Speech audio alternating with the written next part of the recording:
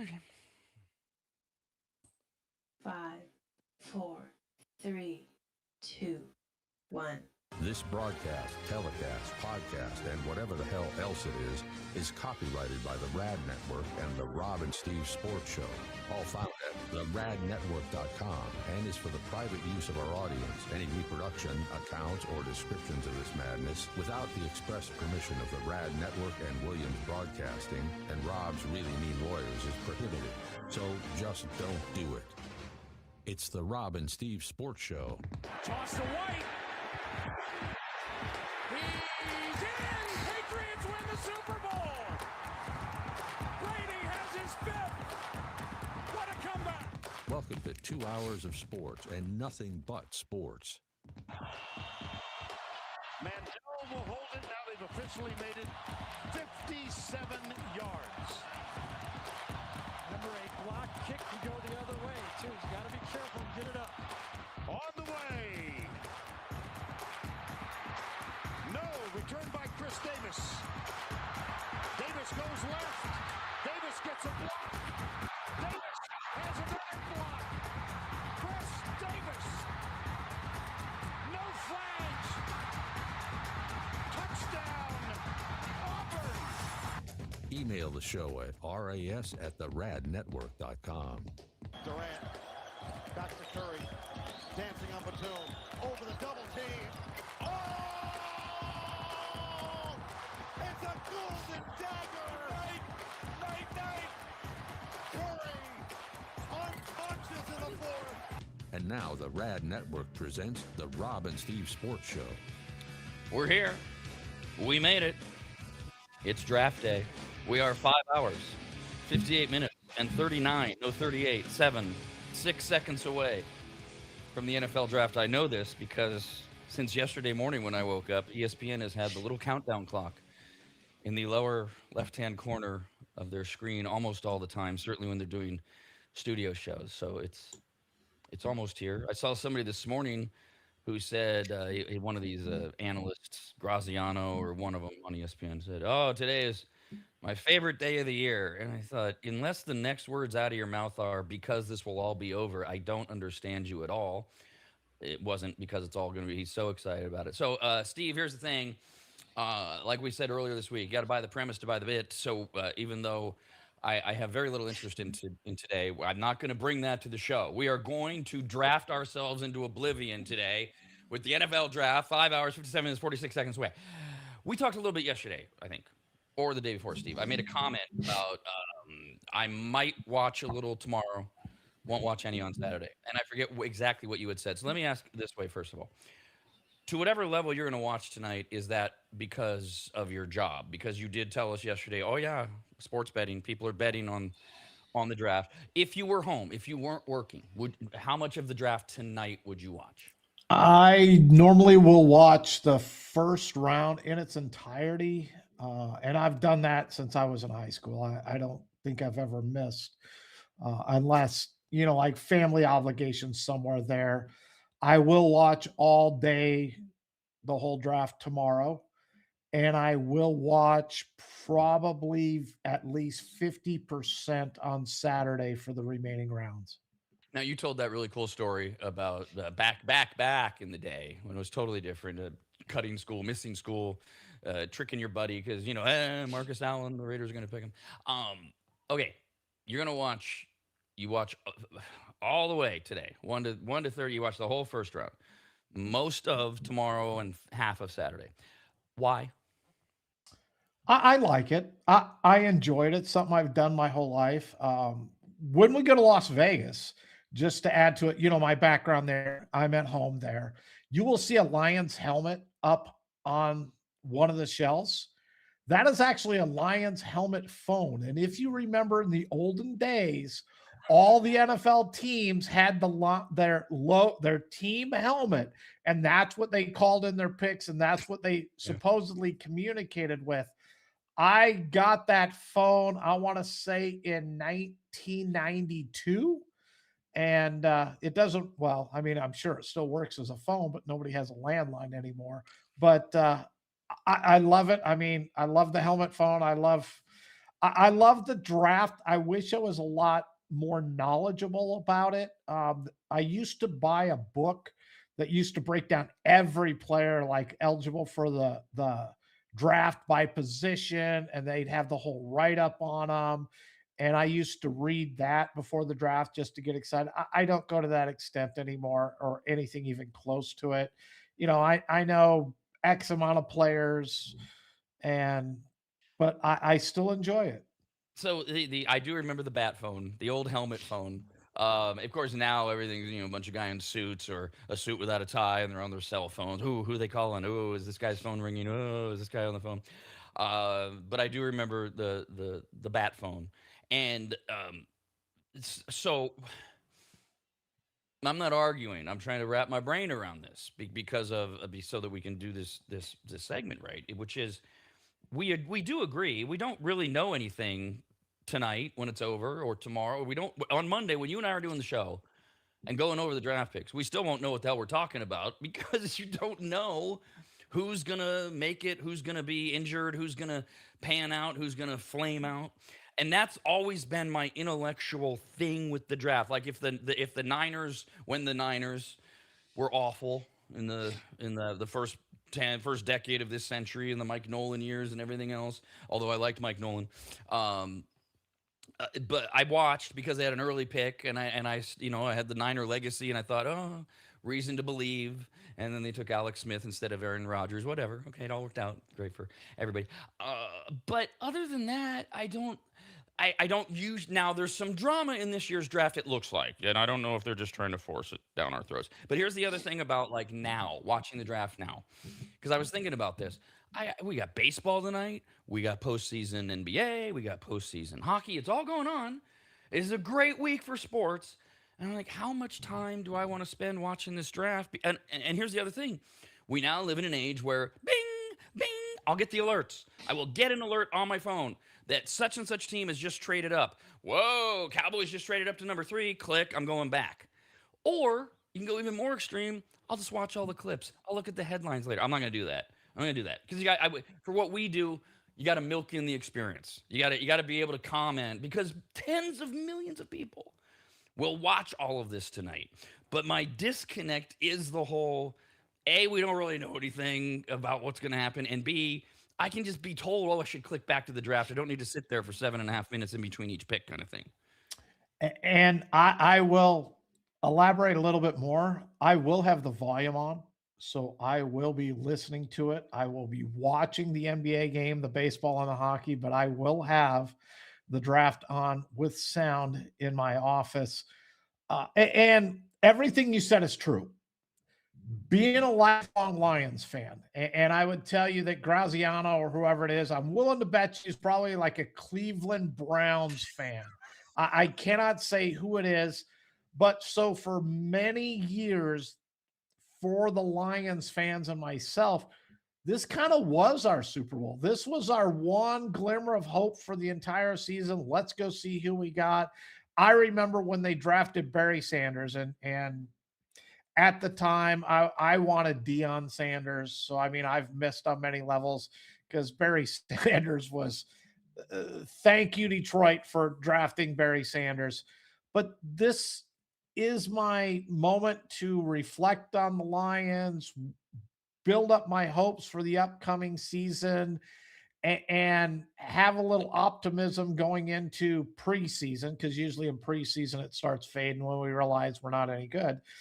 You being a Niners fan, I mean, you're just looking to fill a couple of spots here and there. Your objective is to make the playoffs, win a Super Bowl.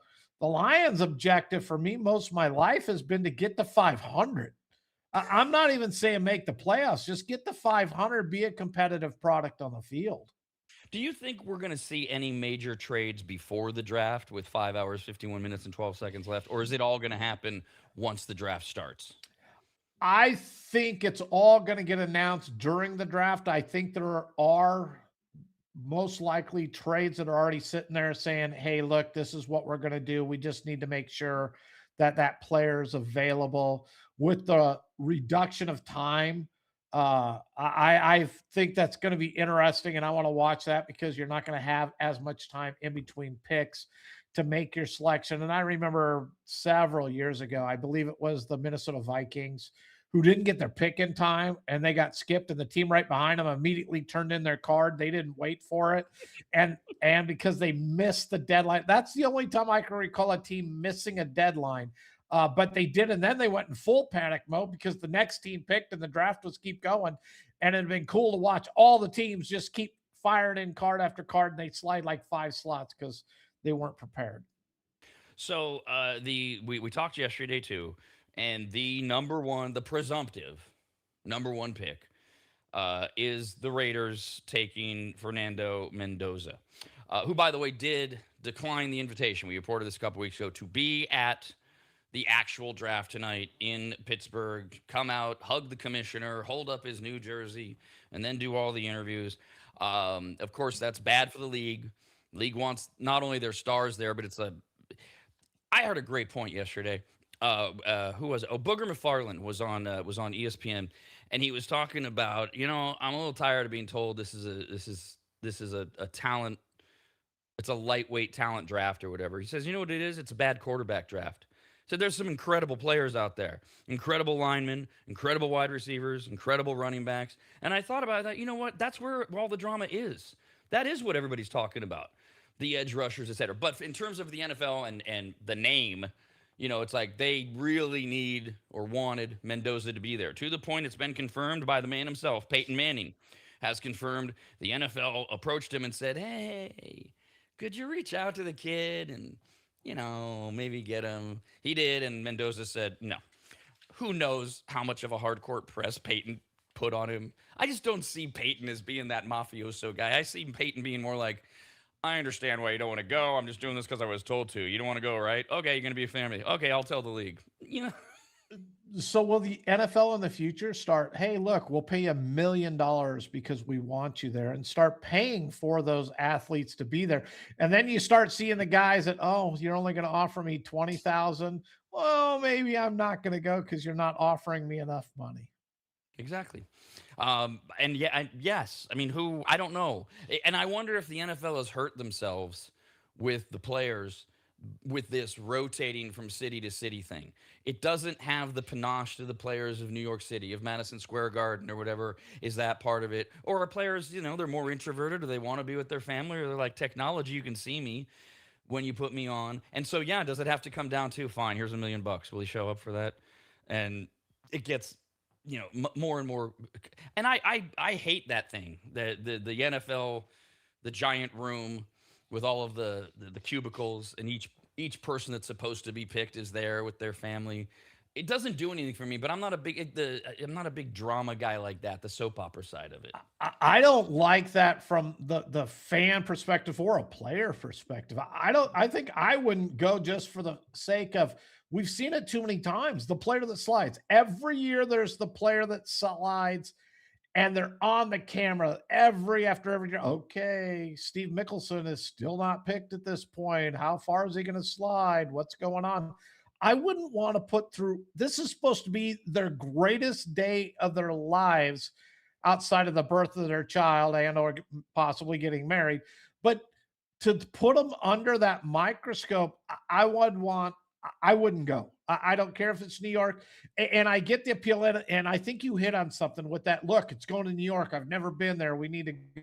You're playing in the NFL. If you're getting picked in the first round, you're playing in the NFL. You're going to get to New York at some point in your career. So me as a person, I would do it with my family at home.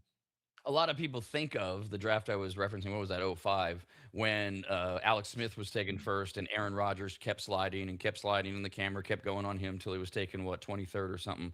The most recent one I remember was just a couple years ago. Will Levis, wasn't it like a 5 quarterback draft? And all 5 of them were in the back room, and he was the only one that didn't go in the first round. I think he went first in the second round or second the next day. But that he was the only guy left in the room. Everybody else had been picked, and I'm like, this is so mortifying to watch, and for all those reasons. Yeah, I wouldn't subject myself to even that possibility. Now, as I mentioned, I did ask yesterday out of naivete, people bet on this crap, and you said, oh yeah. So sure enough, this morning, Various stories coming out from various sources. At Caesars Sportsbook, the story this morning was betting market has been set on Indiana quarterback Fernando Mendoza going first to the Las Vegas Raiders today for months. You agree with that? Is that what you've seen? It's just been that's it. It's set as in most people. Yeah, Right? and I think he's like something insane, something like $500,000 you got to put up to win a dollar. It is so ridiculous. Which is where yesterday I was saying, "Hey, Raiders, let's go build a 401k for your employees. Let's trade Yeah. that pick. All of you get down on action at plus $10,000 for your dollar bet and help out the team and the employees." Yeah, in fact, who is this? This is DraftKings. Mendoza is a minus 20,000 favorite to be the to be the top pick on DraftKings. Okay, it's after that where the stories say it gets interesting. The odds on the second pick have moved dramatically in recent weeks, with bettors and bookmakers trying to figure out the Jets' plans. Oh yeah, the Jets. That's right. Rich Eisen. Who I like Rich Eisen. He was on ESPN a little while ago. He's a big Jets fan, and he said this is it. The Jets are going to nail this draft. I'm like, Rich, you're a lifelong Jets fan. What? How can you possibly defend that statement? It's because he's a Jets fan. Like I said with the Lions fan, this is his Super Bowl. He knows he has nothing else to cheer for the remainder of the year. But okay. So the Jets have the second pick, and this morning, this is DraftKings and Caesars say that as of this morning, may have changed by now. Texas Tech linebacker David Bailey is back to being the favorite, and Ohio State linebacker Arvell Reese has now dipped to third. Now, a couple things, Steve. First of all, Arvell Reese was a done deal like a week ago. That was the reporting. Jets are taking Reese. In fact, they told Bailey, we don't even need to talk to you. And the last couple days, it's been all about Bailey again. And the other thing, it's so when you're making these bets, it does, correct me if I'm wrong, it doesn't matter which team makes the pick. You're betting on when the person goes. Is that correct? Well, not exactly, because the Okay. teams have certain draft slots. So no, Right, you're but not it's a saying trade. he's going to go to the Titans and then the Titans trade out of that spot. It's just Right. draft slot 1, 2, 3, 4, Right. regardless of who it is. Yes. Right. You're betting on the player and he's Yes. going third. It doesn't Yes. matter who takes it. Perfect. Okay. So Reese is now according to Caesars and DraftKings, they've now got Reese as the favorite to be the number 3 pick tonight. And Notre Dame running back Jeremiah Love is fourth. Now that's on those two. That's on the betting market, et cetera. Although there's been movement on the running back side as well. And then you start to play this game of, okay, would the Arizona Cardinals, if are the Cardinals are the third pick, are they going to take the other one? Are they going to take Reese? Are they going to take Bailey, whoever's left? Or they've made it clear they want to trade out, and they're going to be ready for that trade call to come in because for whatever reason they don't want one of these great. What does Arizona want exactly? Do you think? If it's me, I'm taking Jeremiah Love there, but I understand that if we can get a nice haul for it, because I think Love fits with the Titans. I think a fit with the Giants. We can move back 1 or 2 slots, still get the player that we want, because we know Love is going to go if they're trading up for that slot and pick up additional draft capital. I would be shopping it myself to just try to see what else I could get. But if it doesn't wow, this is incredible, then I think they need to go Love. I'm not sold that James Conner is their answer at running back. And it'd be nice to see their defense played really well last year. The Cardinals? The Cardinals.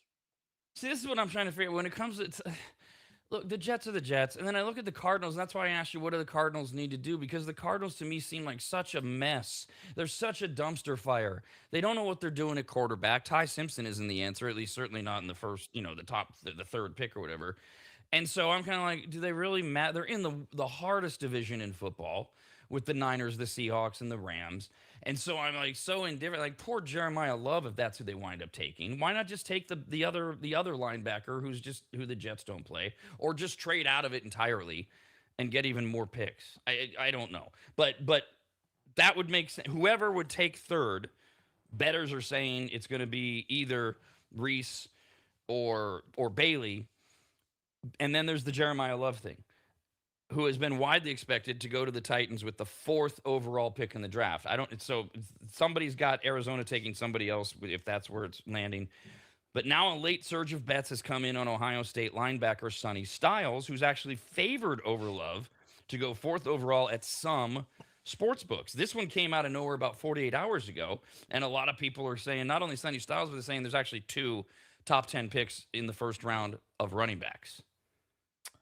I don't know about 2 in the top 10 in running backs. I do think that Jeremiah Love deserves to be a top 3. I've heard Styles to Tennessee sitting there in that 4 slot. And back to the Cardinals, you need to draft the best available player. Realistically, they're not winning the division. We know this. They should know this. They need to say, look, I understand 26. I understand 27. We got to set our sights on 28.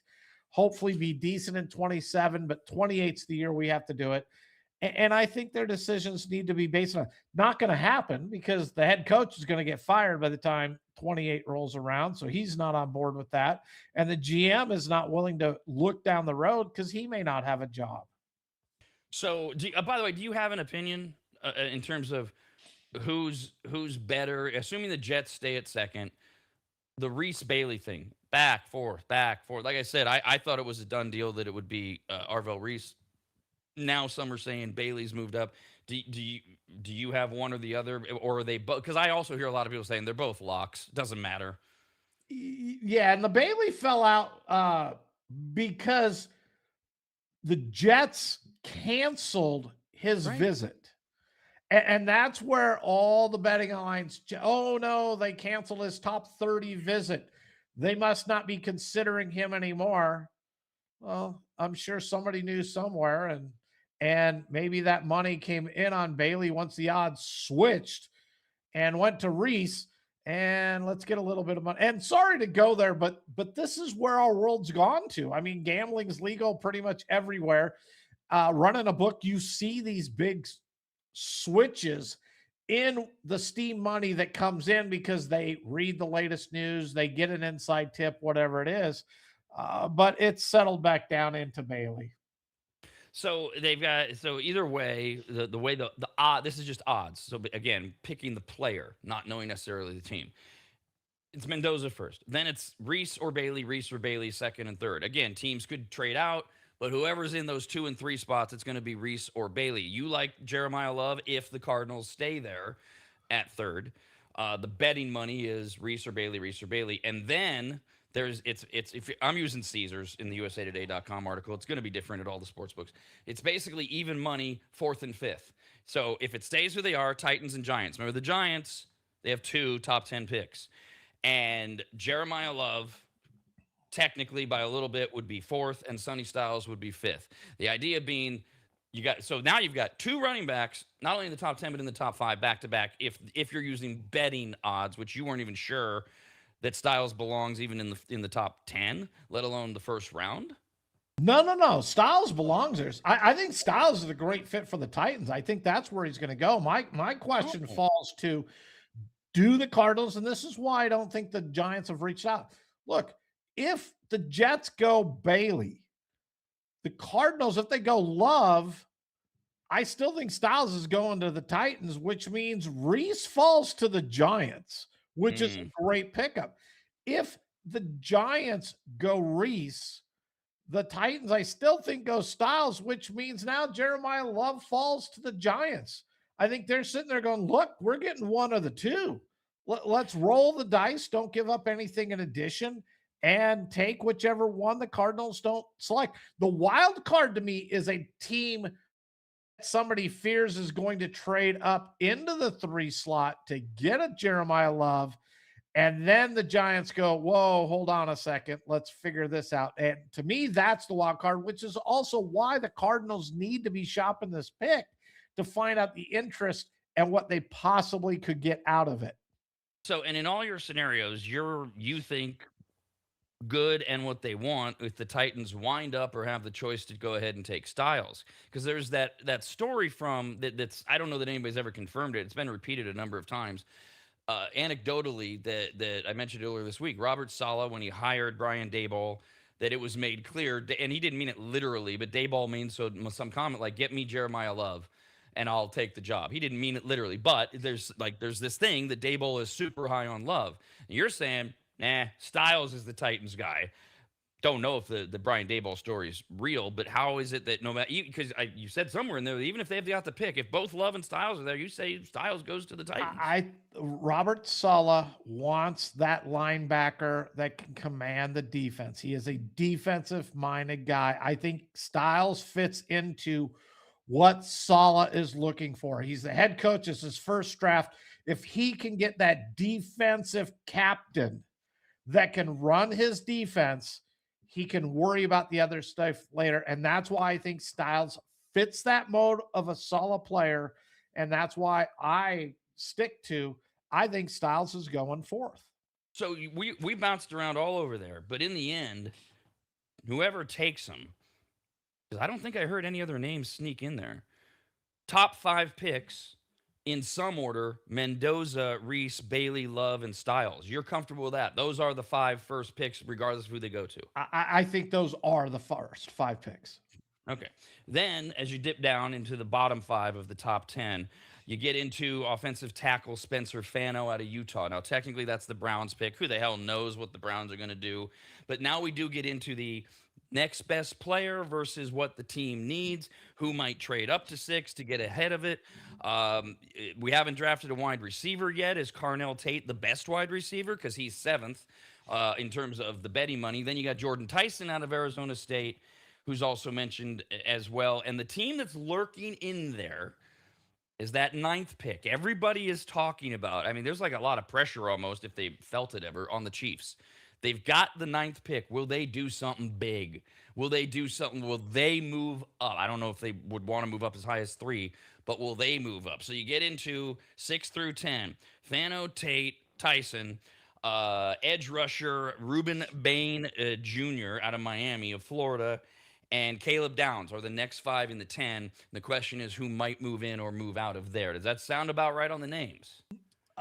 Yeah, I really view 6 through 10 as going to be your top off because everybody's coveting those. Everybody needs them, and your wide receivers. So I expect to see, a couple of offensive linemen go through there, maybe a couple of there will be a wide receiver selected in there. There possibly could be 2. And I think that's what you're going to see next in that run.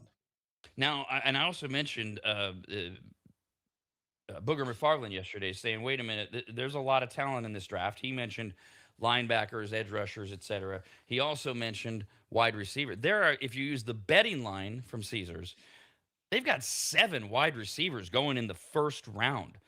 That is a lot of really good wide receivers, if they're remotely correct, going in the first round to a bunch of different teams.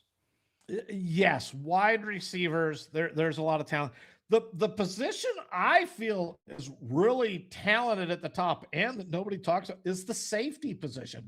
And I know you don't, kind of like the tight end type of thing, you don't want to take a safety early in the draft. You want to take them late in the first, into the second round.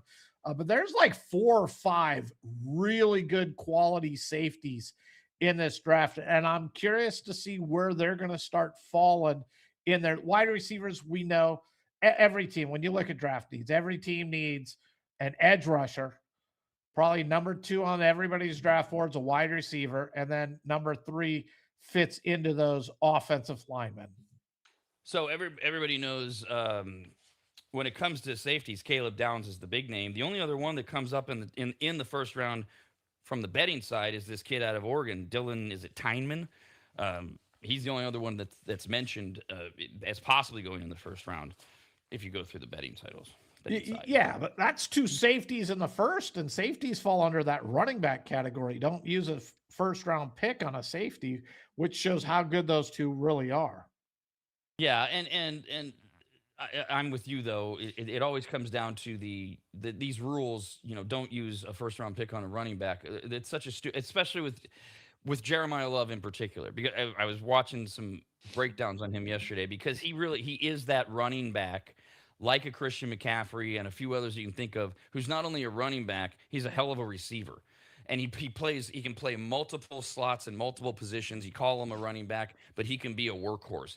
Yeah, that's a first round pick. It might even be as high as 3 tonight. Yes, and there's always the exceptions to the rules. I, for the most part, agree with don't take a running back in the first.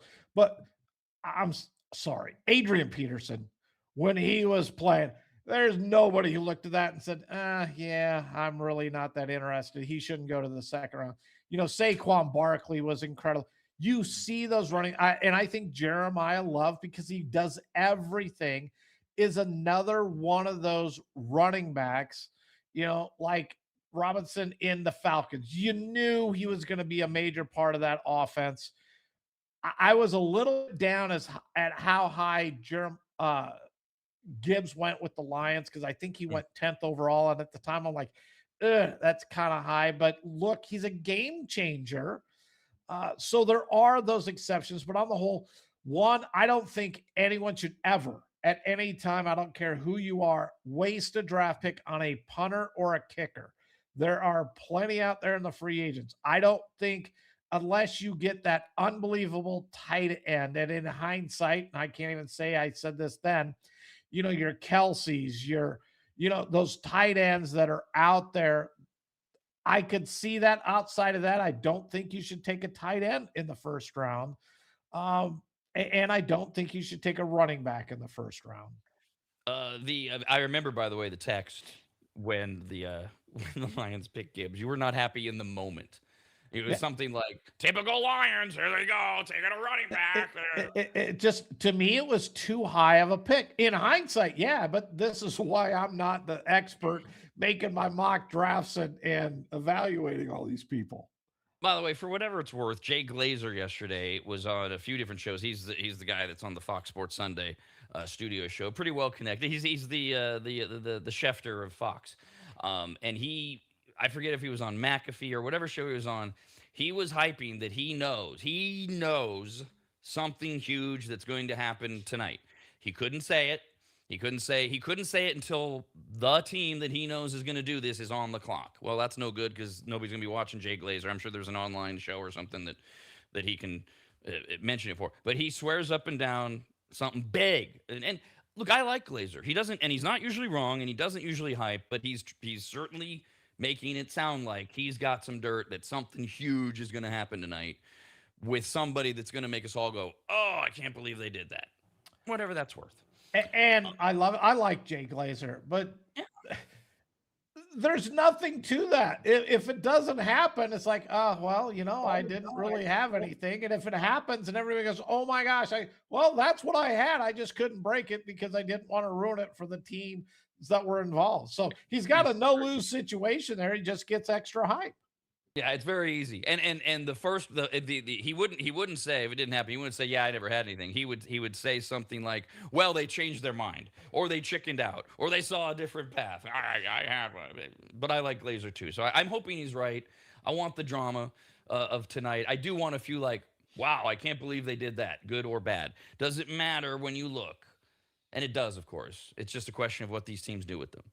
The Pittsburgh Steelers have the most picks tonight. They have 12 selections.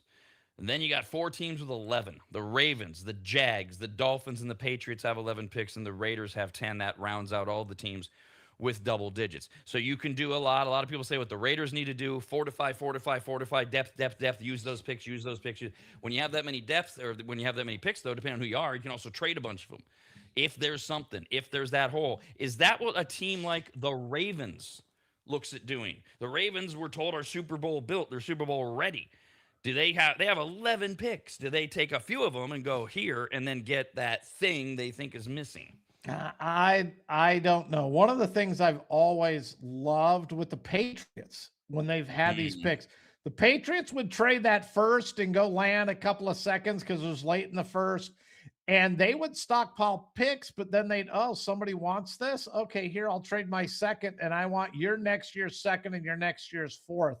So they kept the abundance of picks, continued to trade it down the road for good amount of selections the following year. So they kept getting their players, kept getting more picks so that they could maneuver the way you want. And if I had an abundance of picks this year, because I do believe the draft is good, but I don't think it's great. And I know that Booger McFarland said he thinks it's great outside of the quarterbacks. I don't fully feel that way. So if I have those 11 picks, hey, look, let's go take 8, and maybe I can move those other 3 for 3 more picks next year. So now I'm up to 10 picks next year or something to that extent, and just keep building it for when it is that draft or when it is really top loaded. Then I can move these players, these draft picks up to get that player that I think is special that our team needs. And I stopped at, with teams in the double digits. There's a handful of teams with 9 picks, including your Detroit Lions. They have 9 picks. So do the Chiefs as well. At the bottom, the team with the fewest picks are the Super Bowl champion Seahawks. They have 4 picks going in tonight. Falcons and Chargers have 5 each, and then the Commanders and the Niners round out the bottom. They have only 6 picks tonight as they go in. Does any of that matter? Does any of this matter in terms of things like that? Not does the draft matter? You brought up the Patriots and the way that they pay forward their picks, and because you brought up something I hadn't thought of, setting yourself up for next year's draft. Mm-hmm. You just unload draft picks now to get ready for the real draft next year, depending on where you are as a team. See, the Niners only have 6 picks, and the Niners don't have time for that crap. The Niners are one of those teams. They're at the. If you closed the window on them a season or two ago, if there is a window, it's like this big. It's a sliver. They don't have time to prepare for 27 or 28, and they only have 6 picks. There's other teams that can maybe build it up and look down the road. The Ravens maybe are one of those teams going, look, we're set now. Let's bank them.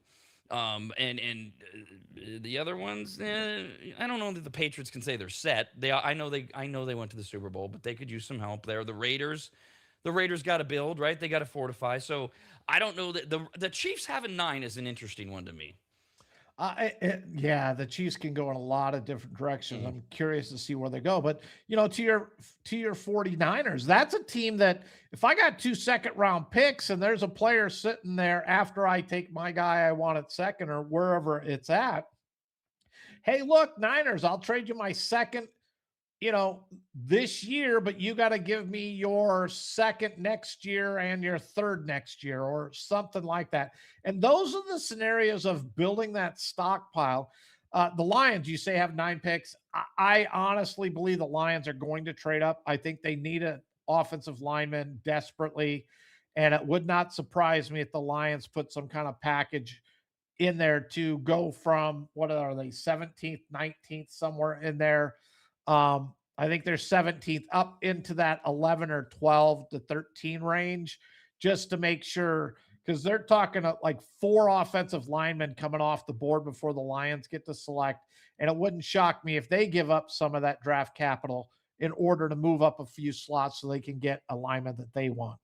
And can confirm Lions are currently 17th. The draft begins as I look at ESPN in 5 hours, 22 minutes, and 14 seconds. 13. It's the Rob and 12, Steve Sports Show, only on the radnetwork.com.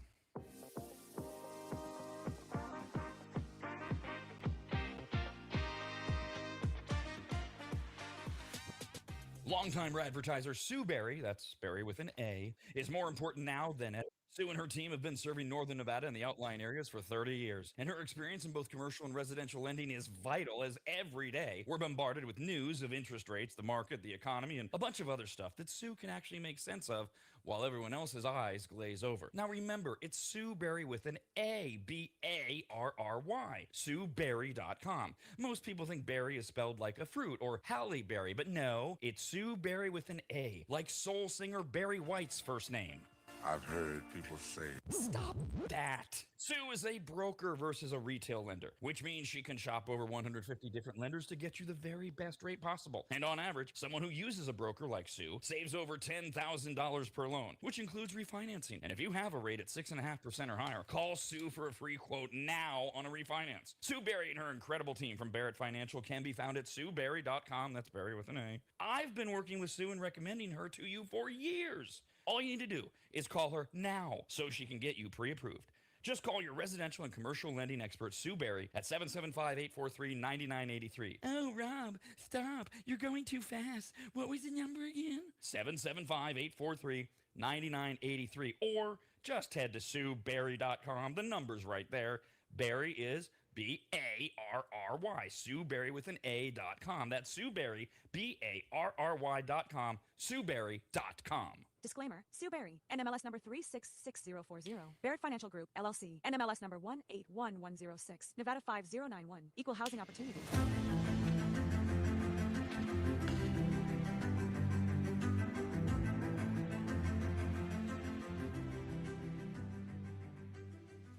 Longtime maggots will remember Greg from MAP. MAP, as in Maximum Athletic Performance, which guides you to better output through better ingredients, also known as nutrition. Greg has been on the Rad Show many times and will be again, as he simplifies nutrition and helps us all understand what actually works when it comes to fueling our bodies, almost all of which can be found at maptrition.com. Every product is formulated with clinical precision and backed by science and purpose, and maptrition.com has something for every fitness level, even those of us who barely have a fitness level. With nearly 20 years as a nutritionist and a specialization in sports nutrition, Greg works with athletes and everyday individuals to optimize performance, energy, and overall health through smarter fueling strategies, all of which starts at maptrition.com. At the very least, we should all be taking daily multivitamins, and Greg has his formulated for exactly what a man or woman's body needs. Protein is in, but maybe instead of getting yours from mac and cheese with extra protein, you get it from maptrition.com. And of course, all things workout, training, and exercise are available as well. From pre-workout to creatine and other muscle builders to recovery supplements and more, all at maptrition.com. From morning breakfast essentials to post-workout recovery and everything in between, maptrition.com's full range of supplements, proteins, and wellness products are built to power your journey from start to finish. Check out all the products and find what's right for you and order it shipped to you all at maptrition.com. That's maptrition.com.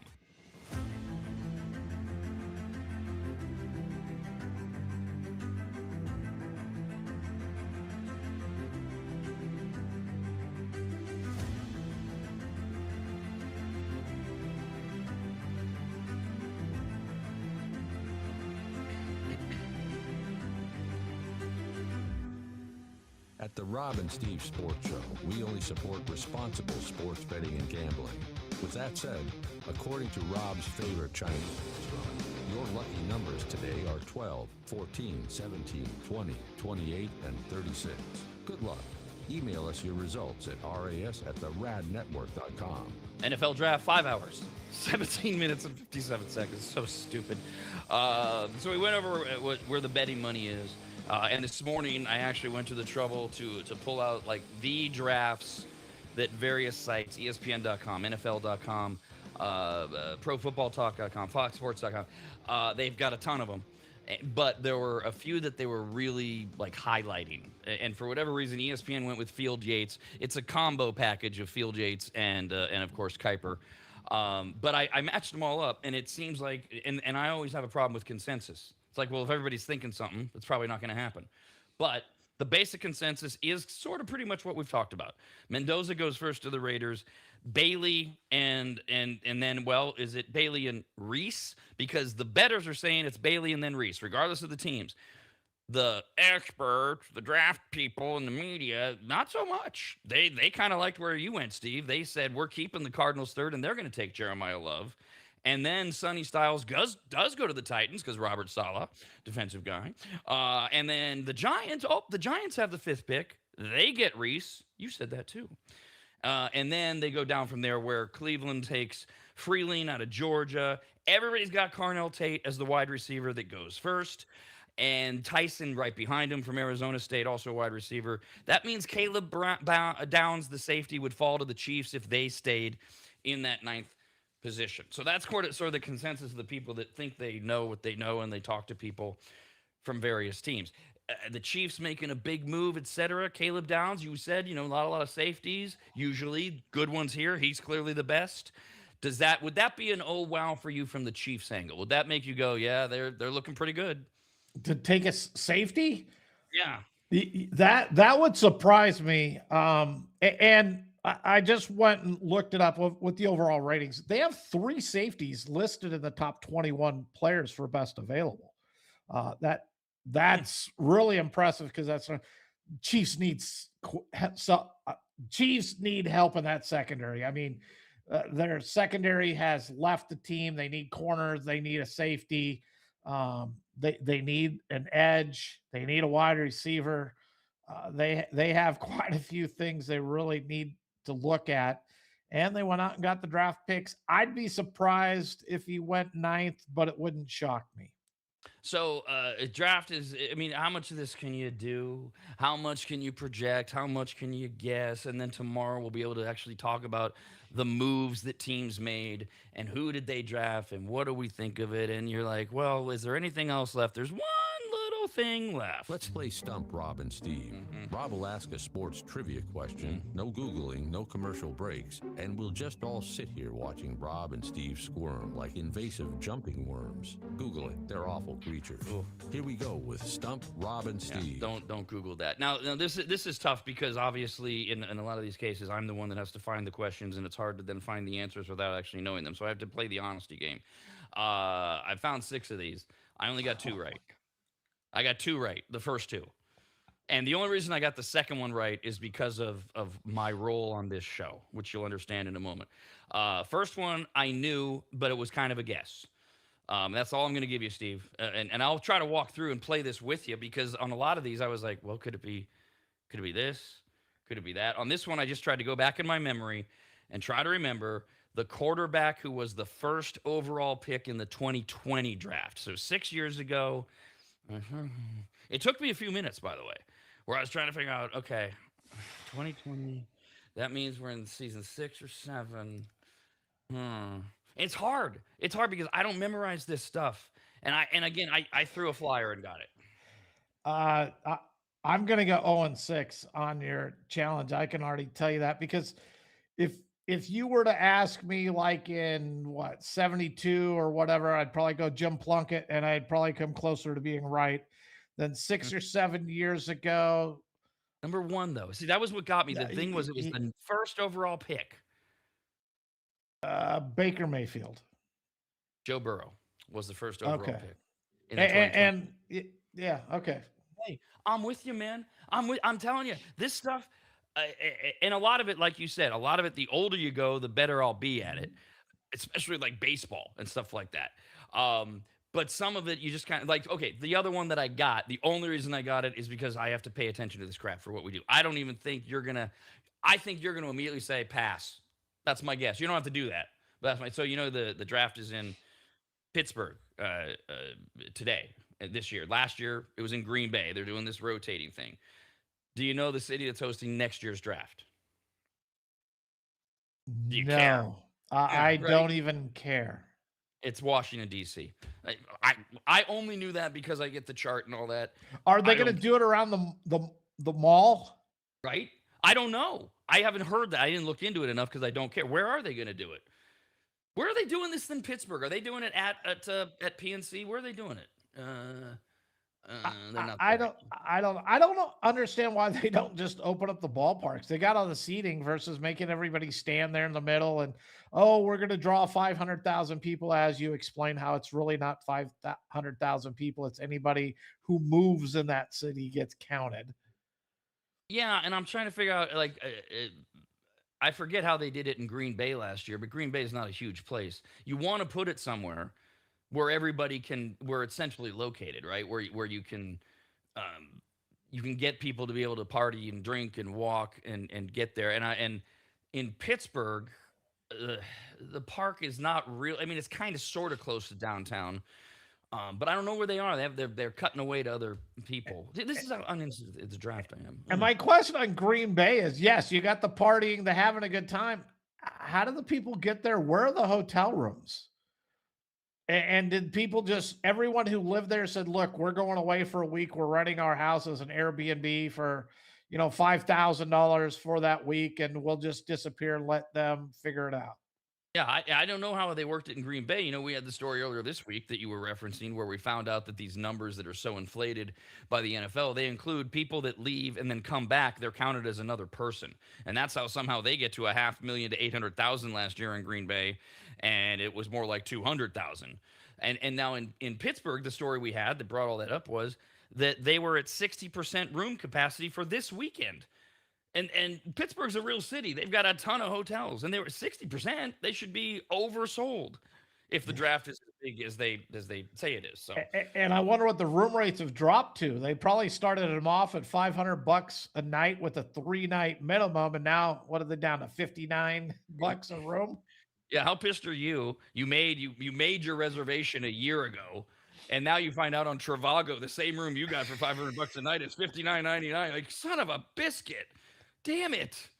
So okay, yeah. So bro, yeah, DC next year. Okay, now, okay, you can do this one, Steve, because I'm going older. Because I was pissed when I found out what the name was.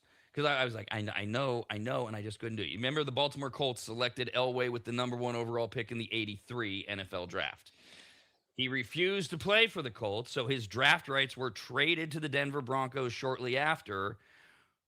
That brings up your second pick, the Rams. Who did the Rams select with the 2nd overall pick in 1983? No clue. The Rams, 83, the Rams. Huh? I didn't get it. Remember, I didn't get it. It's when I heard it, I went, of course. Yeah, 83, the Rams. Eric Dickerson. There it is. Eric Dickerson. Oh, I was so mad when I saw that answer. It made so much sense to me. You go back to Burrow. Okay, Burrow was number 1 in 2020. 2020 produced 5 playoff starters at the quarterback position. They're all currently in the league still. You guessed Baker Mayfield. He's not one of them. So it's Joe Burrow. The other 5 that draft produced that are all starters. Yeah, let's see. Is that still playoff starters? One of them is Tua. He's an starter. He was a starter. We don't know if he's going to be a starter this year. Okay, so Burrow and Tua were part of the 2020 draft. Stop me if you think of one. All 3 of the other ones, first name begins with a J. I was going to say Jalen Hurts. That's one. And then the other 2, one of your favorites. Josh Allen. Nope. No. Where was Josh Allen drafted? That's a good I don't know. I know at the time, and again, why I'm not an expert. I honestly didn't think Josh Allen had enough to develop into the quarterback that he is. So I kind of missed there. This is the kind of stuff we always compare the show to guys sitting around a sports bar just talking. This is the kind of stuff I would be like, shut up. I don't care. The guy that's being me, the guys that down at the end, how many the 2020 draft, who's a starter? I don't know, dude, and I don't care. So it was Joe Burrow, Tua. You said Jalen Hurts, right? And then the other 2 with a J, Justin Herbert, and Jordan Love was the other one who was drafted in 2020, producing 5, currently starters 4.5 with Tua. This one is impossible. Now I feel bad for even, but it goes back to 93. It's hard finding questions that I could even go, maybe. Drew Bledsoe is the number 1 overall pick in 93. The Seahawks with the number 2 pick chose who? Kurt Warner, running back out of Penn State. No. It's okay. So after a stellar career at Notre Dame, he set quarterback. Yes, yeah, rookie passing records in Seattle. Played for 6 teams over 8 seasons. Now owns a wine company in Napa Valley. Notre Dame quarterback. I know the name. You do know the name. I'm not going to come up with it because I'm so old and I can't remember anymore. Rick Meyer. Rick Meyer. Yep. Really? He played for 6 teams over 8 seasons. All right, last one. Then we'll end the torture. We'll go back to postseason basketball and hockey and a ton of baseball and stuff. Now that we're 5 hours and 6 minutes and 40 seconds away from the draft. Last one for us. What? Oh my God. Okay.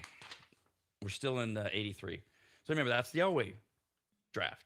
Okay. That's the Dickerson draft. Get your hands out of your face. All right. 6 first round picks made it arguably the best quarterback class ever. Okay. 6 first round picks. We know that Elway was one of them, right? Okay. So that's a gimme. Todd Blackledge, Tony Eason, Ken O'Brien were all taken in the first round. There's 2 more that are also in the Hall of Fame with John Elway. So they had 6 quarterbacks taken in the first round of 83. 3 of them wound up in the Hall of Fame. Elway. And the other 2 are obvious once you hear them. It's the kind of thing we go, I don't friggin' know until you hear it. And see, for football, these things I can't even come close to putting who's in the 83 draft. Um, Right. And the only reason that so one of them and I you should said have got. Boomer Esiason? No. So the ones that were drafted that didn't make it were Blackledge, Eason, and Ken O'Brien. They were all drafted in the first round. They didn't make the Hall of Fame. Elway made the Hall of Fame, drafted first. And then there's the 2 others, drafted 14th and 27th, respectively. They wound up in the Hall of Fame. Brett Favre.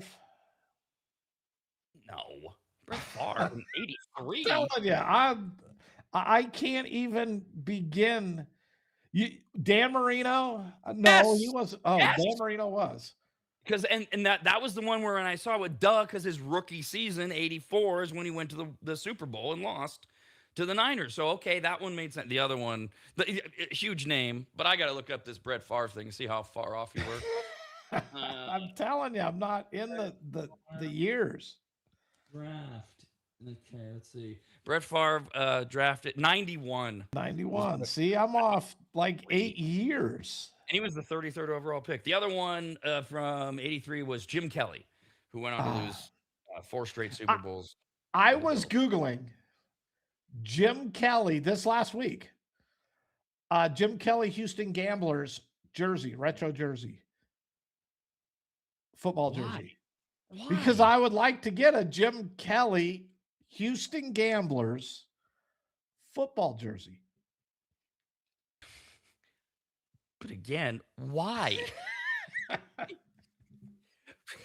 Well, I started off looking at college. You know, like I have a Marshall Falk San Diego State jersey. Right. So I was looking at that and I just, Jim Kelly and the Houston Gamblers, because he was so incredible in the USFL. And everyone forgets how many great players played in that USFL. I'm not asking our Herschel Walker, New Jersey Generals jersey, but I did. I looked it up, and they only had it. They had it with the current, so they didn't have what I was even looking for. You did the logo or whatever that you would have wanted. They didn't have it. Okay. Yeah, So no they Jim didn't have it the way I wanted it. Oh well, then just forget it. Other sports in round 2 of the Rob and Steve Sports Show after this. It's the Rob and Steve Sports Show, only on the radnetwork.com.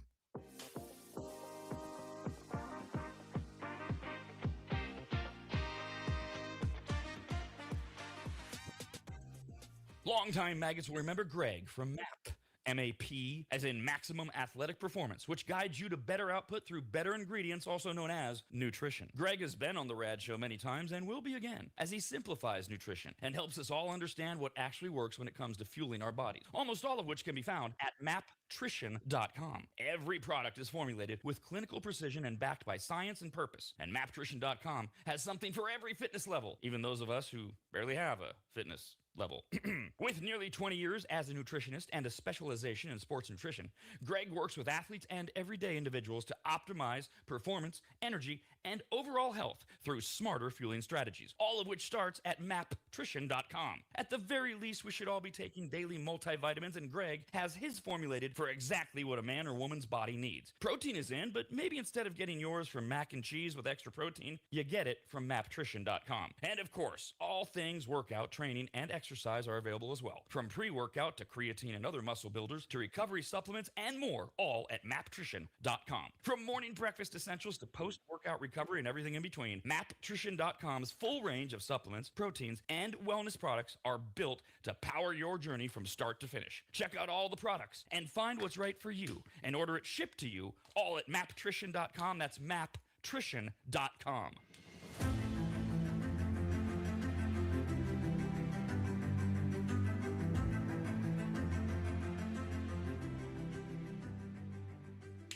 Longtime advertiser Sue Berry, that's Berry with an A, is more important now than ever. Sue and her team have been serving Northern Nevada and the outlying areas for 30 years, and her experience in both commercial and residential lending is vital, as every day we're bombarded with news of interest rates, the market, the economy, and a bunch of other stuff that Sue can actually make sense of while everyone else's eyes glaze over. Now remember, it's Sue Berry with an A, B-A-R-R-Y, SueBerry.com. Most people think berry is spelled like a fruit or Halle Berry, but no, it's Sue Berry with an A, like soul singer Barry White's first name.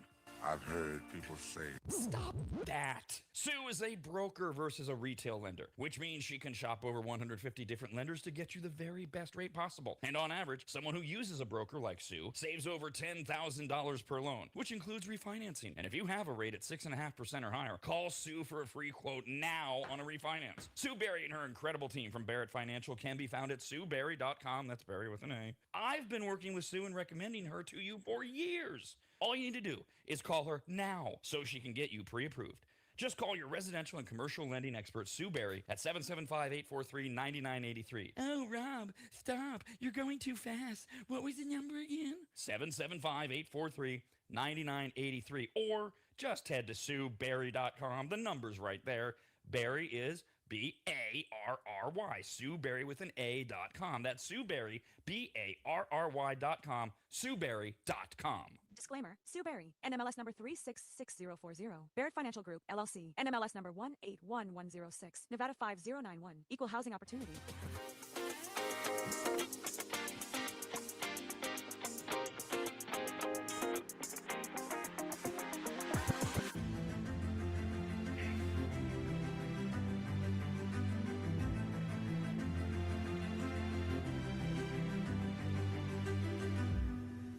Steve has been running sports books for decades, and Rob spent decades running radio so far into the ground he just created his own network. This is the Rob and Steve Sports Show on the Rad Network. Got this email, ras at theradnetwork.com. It's from Ben as we were talking about the draft, which is tonight on ESPN, and how Mendoza won't be there, and you've got the stars that do show up and they don't get picked in the first round. And I mentioned Will Levis from a few years ago. He was on site and he never got picked in the first round. Aaron Rodgers famously fell all the way to like 23rd. And Ben said, you mentioned Will Levis, but even more recently, last year, Shedeur Sanders slid all the way to the 5th round, which stole the entire story of the draft last year with constant cameras on him and him even leaving the location to go back home and wait. Yeah, you're right. That would be the more recent one. I didn't watch last year's draft pretty much at all for personal reasons. I knew he was falling and falling and falling. I didn't know that he was on camera the whole time and going through that. So we'll see what happens tonight. To baseball. It's over for now. The New York Mets snapped their 12-game losing streak. They beat the Twins 3-2 last night. Juan Soto was back. He went 1 for 3 with a single and a walk in his return from a strained right calf. And at the same time, shortstop Francisco Lindor suffered an injury that forced him from the game in the 4th.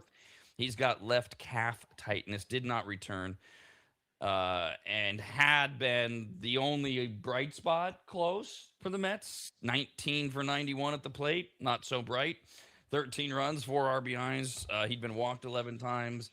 Even when the Mets win, they lose. So they got to play again tonight, this afternoon, our time, 4 o'clock. They host the Twins. So we were talking yesterday, Steve. Well, what happens if they come out and they have Soto and they win? Well, Soto didn't really win it for them, but they had hope. They have optimism. So it doesn't look like Mendoza, the manager, is getting fired today. Now, what are the Mets, moving forward, they've stopped the streak. But they've got to do a lot more for everybody to feel comfortable and safe, you would think. What about today? What if they lose the series to the Twins? Is it still going to be like, that's it, we need something? No, they got a little bit of a hope there in yesterday's game. As you said, they bought in Bo Bichette, traded for Marcus Simeon. They hadn't done anything. Soda's been out.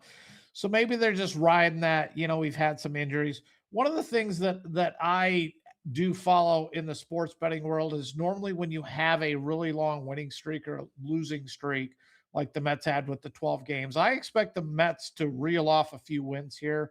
The game tonight is pick 'em. They're going against the Twins ace in Ryan. Uh, but I really think the Mets hopefully can build off of that. There was a lot more emotion from the Mets yesterday. They went up 1-1. Well, I mean 1-0, then the Twins tied it. Then they went up, the Twins tied it. They kept fighting back in, and then when they scored in the bottom of the eighth, it was like, oh, here we go. We finally got a shot. Just Devin Williams, don't blow it in the ninth inning. And they had a pretty easy ninth. They went to Luke Weaver, not Devin Williams, and they got the save. So the thing that would be now, are you of the mindset? Are the Mets one of those teams? We've been talking about a few of these over the last few days. That the league, whatever the league is, football, baseball, basketball, hockey, is better when insert team here is good. I think the NFL is better when the Raiders are good, when the Cowboys are good. You certain teams. I hate the Cowboys. I couldn't care less about the Raiders, but the league is better. Are the Mets one of those? Because they haven't really been anything for most of our lifetimes. No, I don't put the Mets in that at all because you have the Yankees. I think the baseball's better when the Dodgers are better. The Yankees are better.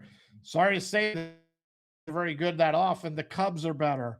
The Red Sox, because of that Red Sox Yankees rivalry, those are the teams that the game is when the Cardinals are better because they've been such a strong franchise for so many years. Those are the teams. The Mets, that's like saying they're better when the Padres are better.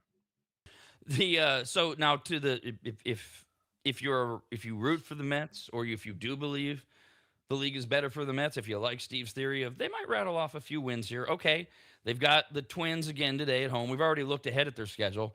They've got Colorado coming to New York. They've got the Nationals. Then they've got to travel to Los Angeles and travel to Colorado. Now, the bad side of that, Steve, would be that takes us all the way through May 6th with Colorado, going to Colorado. If they don't play those games very well, if they win, what did I rattle off there? 3 and 3 is 6, and there's 9, and there's 12 with Colorado, 13 with Minnesota today. If they go 4 and 9 with those teams, that's not going to fly. 4 and 9, I think somebody's fired. 9 and 4, you're sitting at 17 and 20. You're 3 games below 500. You're showing life. Soto's back. Hopefully, if they're going to go 9 and 4, Bichette and Simeon are hitting, and Lindor's not out long with that calf injury. So that would breathe life into this franchise. They go 4 and 9. Now you're sitting at 12 and 25. You're not even winning a 30 of your games. I think Mendoza gets fired before they're able to go 4 and 9. Yeah, and it's not like they're going 4 and 9 against the Astros, the Yankees, and that's why when you look at the teams, it would be a disaster. You would think. Now, I did hear some people yesterday. Everybody's like, oh, because they've lost 12 in a row or whatever. That was the thing. But a lot of people were pointing out that the Mets were no better or worse than the Phillies. And now it's literally true. The two worst teams in Major League Baseball are the Phillies and the Mets at 8 and 16 with 333 winning percentages after the Phillies used an opener. Oh, that little trick with your starting pitcher. And they changed up their batting order, and neither one did the trick. They lost their 8th consecutive game to the Cubs, who are red hot. They threw in Kyle Backus to pitch the first inning. He gave up a run on 2 hits. Then they let Tejuan Walker be the sacrificial lamb. He gave up 5 runs, 4 of which were earned. And so the Phillies, we'll start with the Phillies. They're 8.5 games out of first in the National League East. The Braves, super hot. We've heard rumblings. Rob Thompson, the manager, is on the hot seat. Owner or GM came out and said, oh, no, not on the hot seat. Steve heard a rumor, could Mike Scioscia finally be resurrected from the purgatory of management that he's in? And we've been doing the who's more on the hot seat thing, Mendoza or Thompson. Well, now with the Mets staying their losing streak for now, the Phillies are speaking out about it. There is frustration. Bryce Harper today is saying we've got to get through this. But I mean, all the players are starting to vocally say this sucks, and they got to play the Cubs again today. And currently they are losing to the Cubs 4-1 going into the top of the fourth inning. Christopher Sanchez is on the mound against Cabrera for the Cubs. Cubs are red hot. They've won 8 in a row. They finally turn it around. Suzuki's back in this lineup. I've always felt for the Cubs that Suzuki, even though he's an underrated player as far as name recognition, I've always felt he is the name that makes this team go, the engine that drives them offensively. It's great to see him back in. If Michael Bush can start hitting the ball again, Peter Carl Armstrong, this is the guy last year who came out of nowhere, always been a great defender, not the biggest offensive threat last year, had a phenomenal season offensively and defensively, but he's back to hitting like 240, got a couple of hits last night, but he hasn't rebounded yet. The Phillies, I can't even answer because Thompson's going to be fired. He's going to be fired here shortly if they can't find a way to turn it around. And it appears they have no effort again today. So okay, let me pull up the Phillies schedule and see where they're at, because they are, you would put them under the disappointing heading, right? We expected a lot more from the Phillies this year. I thought they would compete for that division, if not win that division, and they're arguably the worst team in baseball.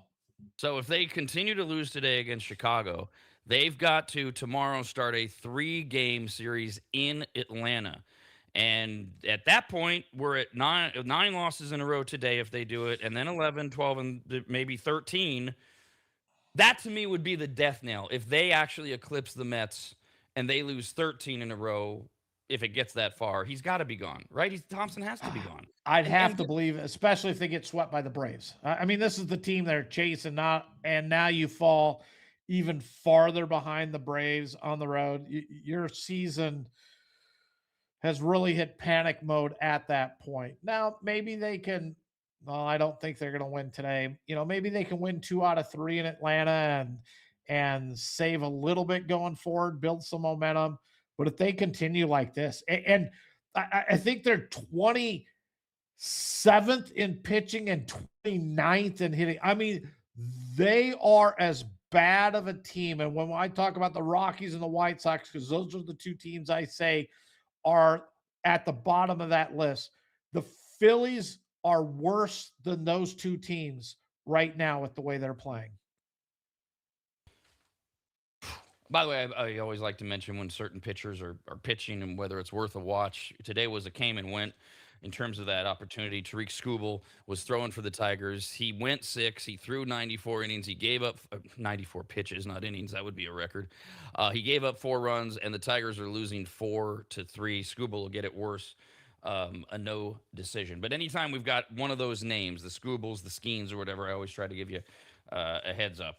Meanwhile, the A's 7-game road winning streak was snapped while the Mariners won for just the 3rd time in 9 games yesterday. Nick Kurtz, who is getting warm again, he is getting hot. He hit the game-tying homer in the 9th. 430-foot bomb off of a hanging slider. Didn't matter because Josh Naylor hit a game-ending single, and the Mariners beat the A's 5-4 to avoid the 3-game sweep. They're both off, or the A's are off until Friday. So this is that bunched up American League West, Steve, that we've been talking about. A's are still a half game ahead of everything's basically the same. A half game ahead of the Rangers, game and a half Angels, 2.5 now over the Mariners. That was the only move.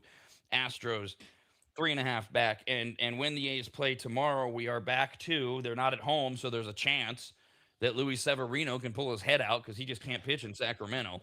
But the A's still look fine. The Mariners didn't look great last night either. They still look, to me, lackadaisical, but they have the talent. They're the team I thought would run away with the West. Yeah, that was a big win for the Mariners there to come back after the Kurtz. But the A's bats are heating up. Nick Kurtz starting to hit the ball. He's up to 241 with that average. His on base is over 400. Langoliers, Cortez. I mean, they're starting to really hit the ball. It's exciting to see. You just Big series though at Texas this weekend. What can they make happen? That's the Mariners. Yeah, yeah, because the No, A's for go the to. A's. The A's are at Texas this weekend. Oh, I thought, where the hell did I have? I had something else for the A's. I don't know. I'll find it. Good. Oh, the A's are in Texas. Ooh, that's a big one. Yeah, That's big series for the A's. and that's where they throw Severino. That's right. Yeah, and the Mariners, who I can't figure out what to think of the Mariners. I don't know what they're trying to do. Um, they are another one of these teams that I just can't quite figure out in terms of what's missing with the Mariners. Because there are teams you can watch where you can tell the Phillies are a disaster. The Mariners, something's missing, and I can't figure it out yet. I'm trying. It's just getting that offense going. They have the pitching. They will be there. I'm not that worried about the Mariners. Even if they're like 500 going into June, they're going to get hot. Weather's going to turn warm. They're going to start hitting the ball. Uh, and you see signs of it. I mean, Raleigh had 3 hits last night. J-Rod had 2 more, 2 for 5. Josh Naylor, that's the wild card for me. They really need Josh Naylor to be the Josh Naylor that he was last year. He had 3 hits as well. So they will get there. It's just that bottom part of that lineup just doesn't produce. So if you get through 4, 5, 6 hitters on the Mariners, it's when you get down to that bottom, it's just not very good.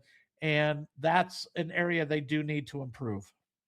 And they are in St. Louis tomorrow. Now, we talked yesterday about possible spark plugs, things that can propel you for at least a little while, like the San Francisco Giants so need, and they had to face Shohei yesterday. And this was a fun game for 6 innings. Shohei struck out 7 in 6 scoreless innings, left the game. It was 0-0. That first 2/3 of the game was just great if you like pitching battles. And then Patrick Bailey broke up the scoreless game right after Ohtani left the mound. The Giants sent the Dodgers home to their 4th loss in 5 games with a 3-0 win Wednesday night. Before we move on to Shohei and everything else, we see with the Dodgers, you see, whoa, they've lost 4 out of 5, and everybody's like, oh my God, what's going on with the Dodgers? The Dodgers are going to be fine, but is there something there overall the Dodgers lose 4 out of 5 and they're losing to the Giants? Is there something there that should make us all go, yeah, they're not getting to that 116 number? No. The 4 out of 5 is a little bit alarming, but the Dodgers are just worried about the postseason. It's one of the advantages they have with their farm system, their team. They don't have to rush back any injuries. A player goes down, next man up, no big deal. And they continue going. Great game for the Giants. So the Giants have needed this. They've won the first 2 against the Dodgers here. And hockey's on. Great hockey games yesterday. NBA going on with that huge run of the Pistons in the 3rd quarter. And Patrick Bailey hits the 3-run shot, and the book exploded.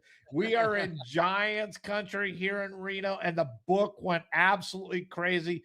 You would have thought instead of being just a side TV, on one of our smaller TVs, that was the game on, and nothing else was going on with the credible. Now, I was surprised that the Dodgers didn't, at least for a second time in a row, take you up on your idea of what they did last time Shohei pitched. Why make him hit? First of all, you've got the offense, you've got the lineup. Let him just focus. Now, look, you can't argue Shohei pitched great. It's not like he was distracted by the fact that he was hitting. The only thing that happened of note is that his career best on base streak ended. He'd gotten on it for 53 games in a row. He had gotten on base. Well, he didn't.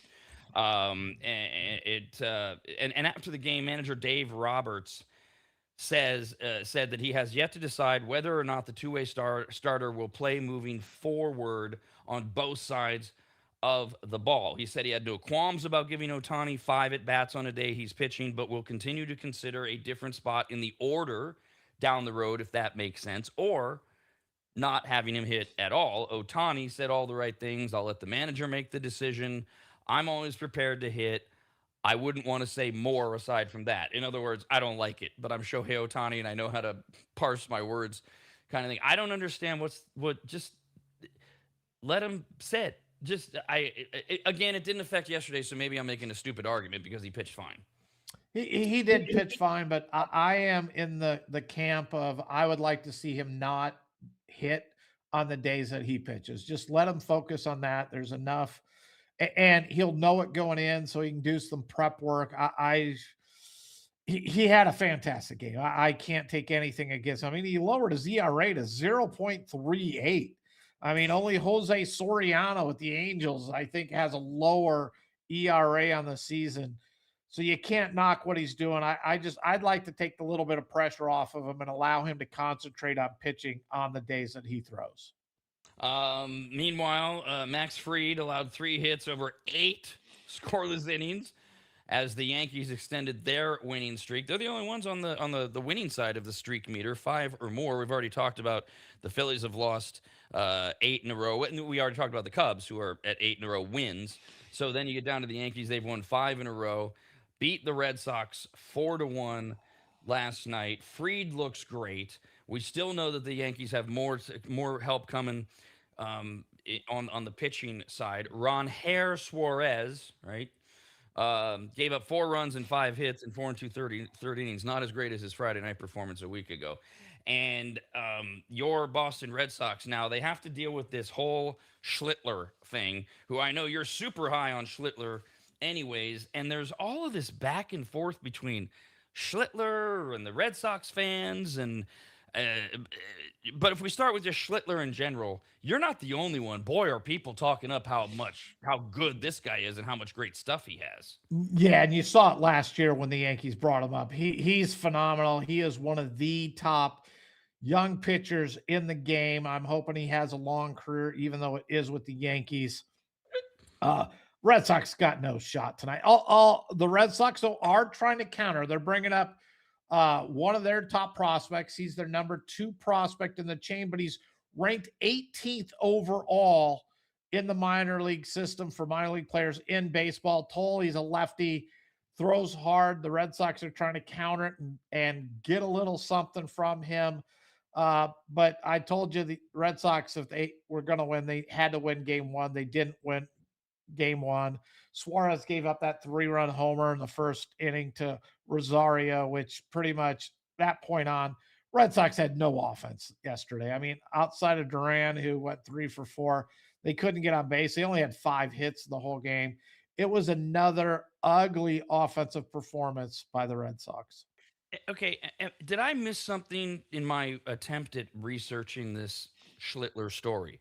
Because it actually started like 3 days ago with the headline, Yankees Cam Schlittler amid threats, excited to face the Red Sox. He told The Athletic that Red Sox fans troll him every single day, that his family has received death threats ahead of today's start against the Red Sox. And the only thing did I miss an event is my question, because the only thing I keep seeing getting mentioned is he grew up as a Red Sox fan, and so he's a traitor. Is there something else that happened here? You can't. I'm not aware that. I know last year in a big game, he faced the Red Sox and he just dominated them.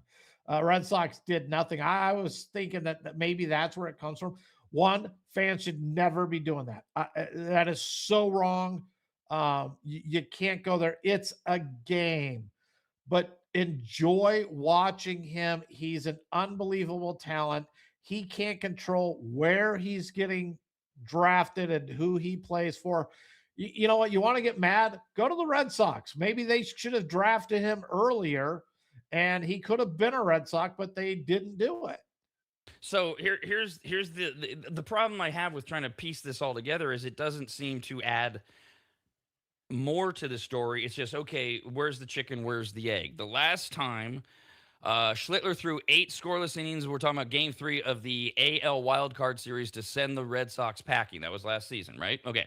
He had 12 strikeouts in the game, and afterward, he said the win was personal after Boston Red Sox fans had harassed him and his family. So he's claiming the harassment had already begun because he's a Red Sox.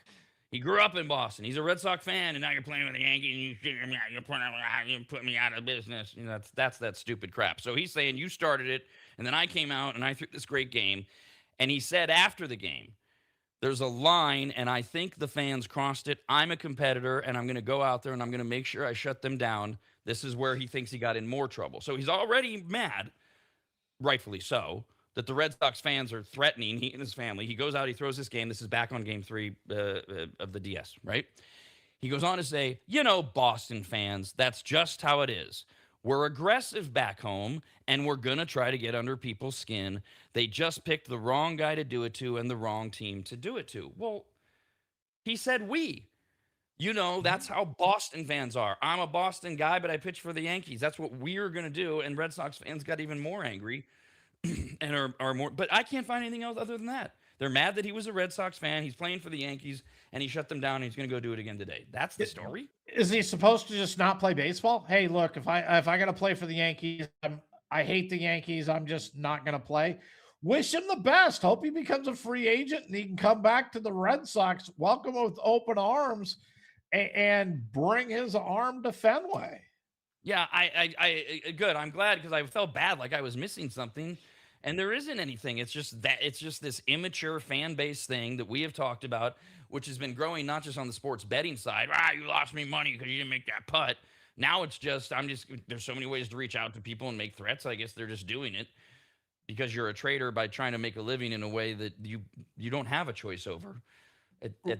Right. It's not like, hey, look, I'm going to go apply and I'm going to apply at Taco Bell, Burger King, and McDonald's, and we'll figure it out. I mean, he has no choice. If you want to play in the major leagues, you got to go through the draft and everything that's involved in it.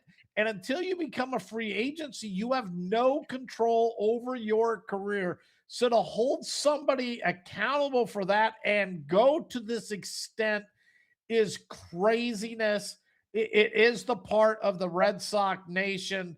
I'm a part of that you wish didn't exist because they do go over the top on many things, which is why if you're not in Red Sox nation, you hate Red Sox nation because of things like this. You read it and it's like, come on, be supportive. He's from your area. I remember the olden days, you'd see the Sacramento Bee and it always listed like all the players from that area that are playing professional baseball and what they're doing so that you could cheer for these players, even though they may not be with your team. Where did that go? I mean, they should be supporting him, wishing him the best, just not against the Red Sox. I agree with all of that. I will say that under the it is what it is thing, so we're here. This game is fascinating now, no matter what happens. If Schlittler goes out and throws another 7, 8 scoreless innings, all those fans are going to be upset, and he's going to love every minute of it. And imagine Red Sox fans. What if they light him up? Fenway might fall down over the ebullience of the Red Sox fans if they found a way to break through and give it to Schlittler.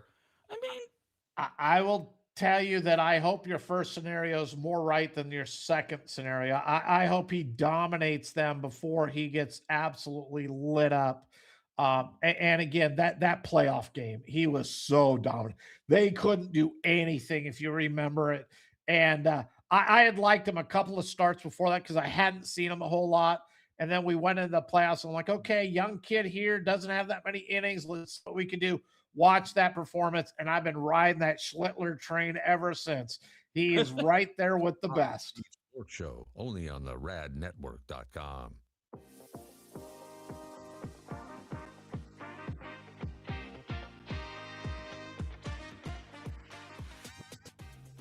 Longtime maggots will remember Greg from MAP. MAP, as in Maximum Athletic Performance, which guides you to better output through better ingredients, also known as nutrition. Greg has been on the Rad Show many times and will be again, as he simplifies nutrition and helps us all understand what actually works when it comes to fueling our bodies, almost all of which can be found at maptrition.com. Every product is formulated with clinical precision and backed by science and purpose, and maptrition.com has something for every fitness level, even those of us who barely have a fitness level. With nearly 20 years as a nutritionist and a specialization in sports nutrition, Greg works with athletes and everyday individuals to optimize performance, energy, and overall health through smarter fueling strategies, all of which starts at maptrition.com. At the very least, we should all be taking daily multivitamins, and Greg has his formulated for exactly what a man or woman's body needs. Protein is in, but maybe instead of getting yours from mac and cheese with extra protein, you get it from maptrition.com. And of course, all things workout, training, and exercise exercise are available as well. From pre-workout to creatine and other muscle builders to recovery supplements and more, all at maptrition.com. From morning breakfast essentials to post-workout recovery and everything in between, maptrition.com's full range of supplements, proteins, and wellness products are built to power your journey from start to finish. Check out all the products and find what's right for you and order it shipped to you all at maptrition.com. That's maptrition.com.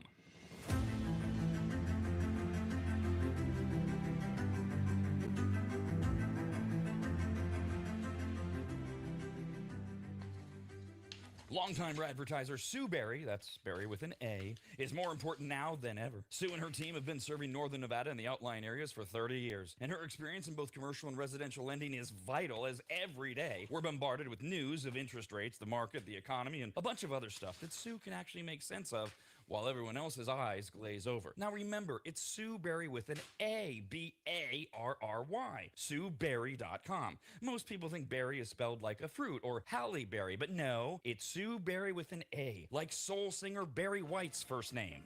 I've heard people say.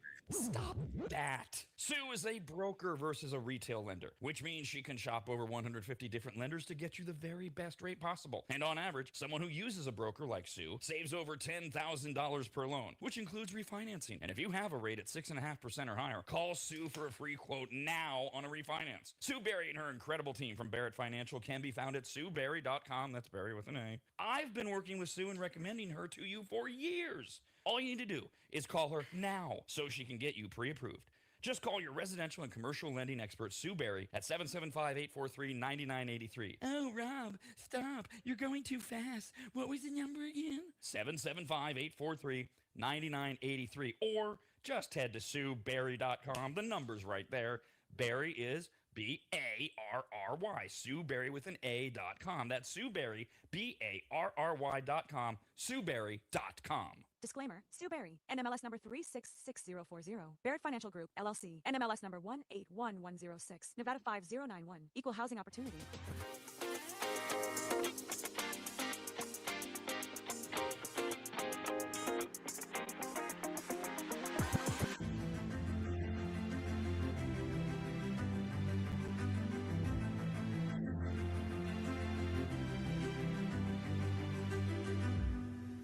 Steve has been running sports books for decades, and Rob spent decades running radio so far into the ground he just created his own network. This is the Rob and Steve Sports Show on the Rad Network. Hard to believe, but yes, it's draft day. It is finally here. We talked a little bit about it actually we talked too much about it in the first hour. But a couple more, throw out a couple things here. We do have a little bit of news out of the NFL, and then we'll get to basketball, hockey, and more. I agree, Steve. I don't expect any news draft-related until the draft starts. And then, if the hype is right, it could get really, really interesting. Jay Glazer swears to God something big's going to happen in that first round that he just can't talk about yet. Everybody seems set. Mendoza's going first. Is there any chance in your mind that the Jets move out of number 2? Is there any I don't know why they would, except they're the Jets. Any chance they move out of number 2? Yeah, to number 1 to take the Raiders in my proposed trade, which will never happen. I don't think the Jets move out of 2. And that's what everybody is saying. Everybody's saying it all starts at number 3. What do the Cardinals do, et cetera? The teams that I am fascinated about tonight. What do the Giants do with 2 of the top 10 picks? What do the Chiefs do? Because they've got the 9th pick, and everybody's saying they're up to something. They might be the big thing that Glazer's like. And also those wily Cowboys who always seem to disappoint the hell out of us, period, end of sentence. But they're being talked about left and right. Oh, they're taking calls. Is something going to... And it's like, I just feel like it's Charlie Brown in the football. But those are the 3. I expect the Cowboys to disappoint, but I'm looking forward to seeing the story. The Chiefs, I don't know. The Giants fascinate me. With Harbaugh having 2 top 10 picks, I am looking forward to seeing what they do.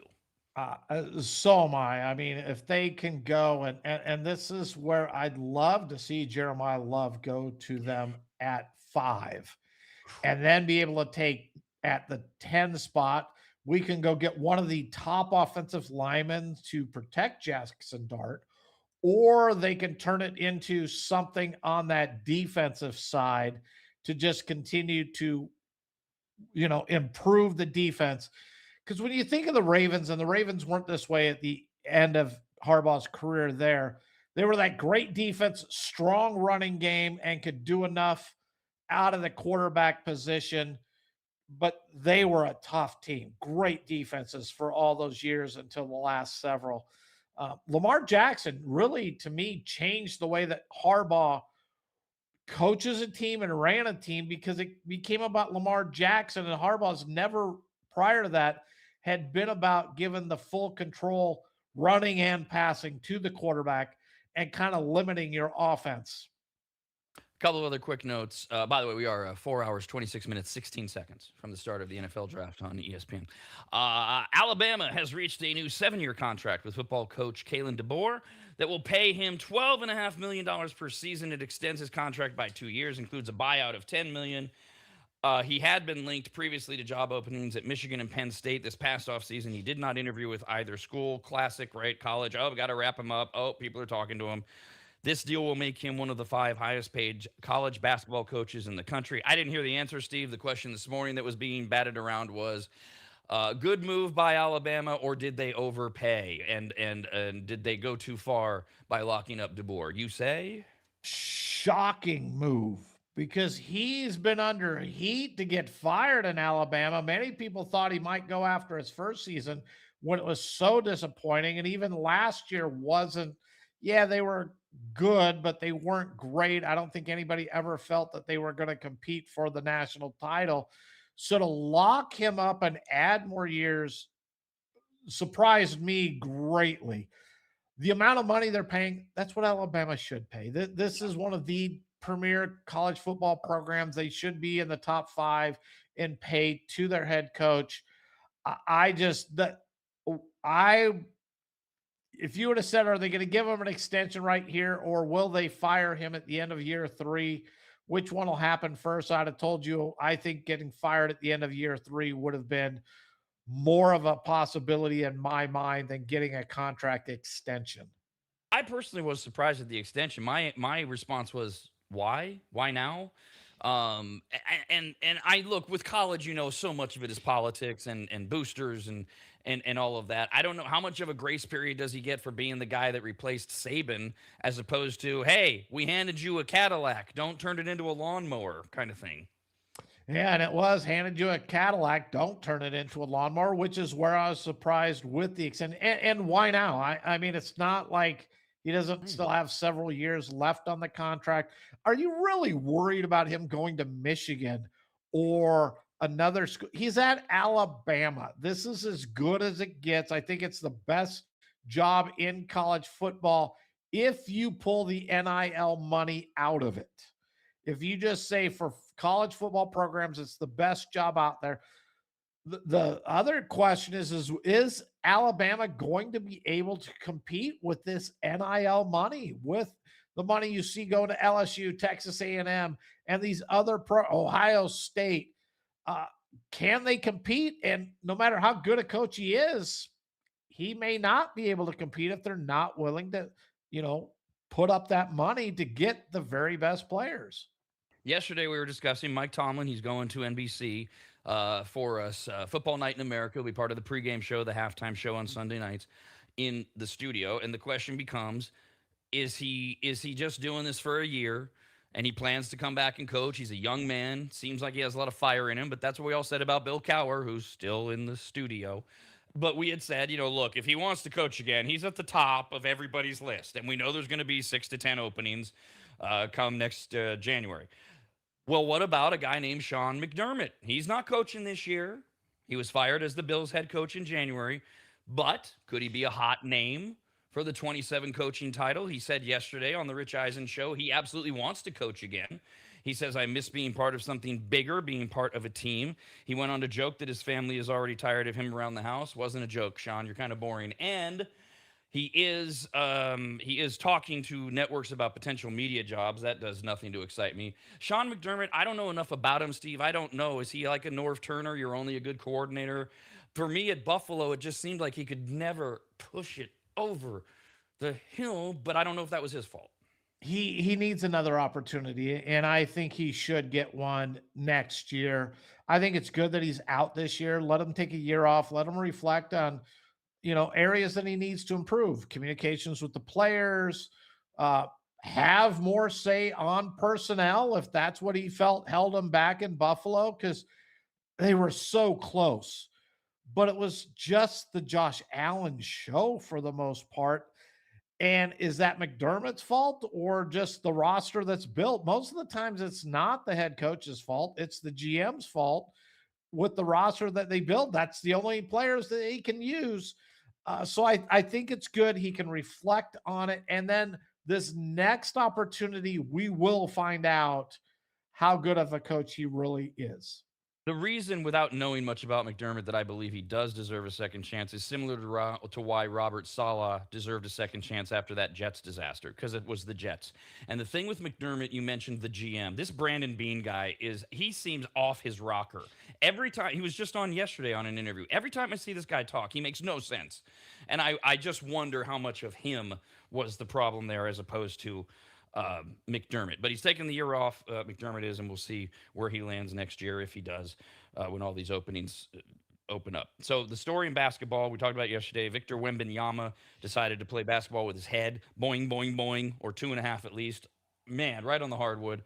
Concussion, left the game against the Blazers. Then he goes into the league protocol. Question one was, will he even be able to fly? What's the stage of his concussion? Because that's how concussions work. Stages 1 through I don't know how many. 4 is the worst I've ever had. I don't know if that's the worst.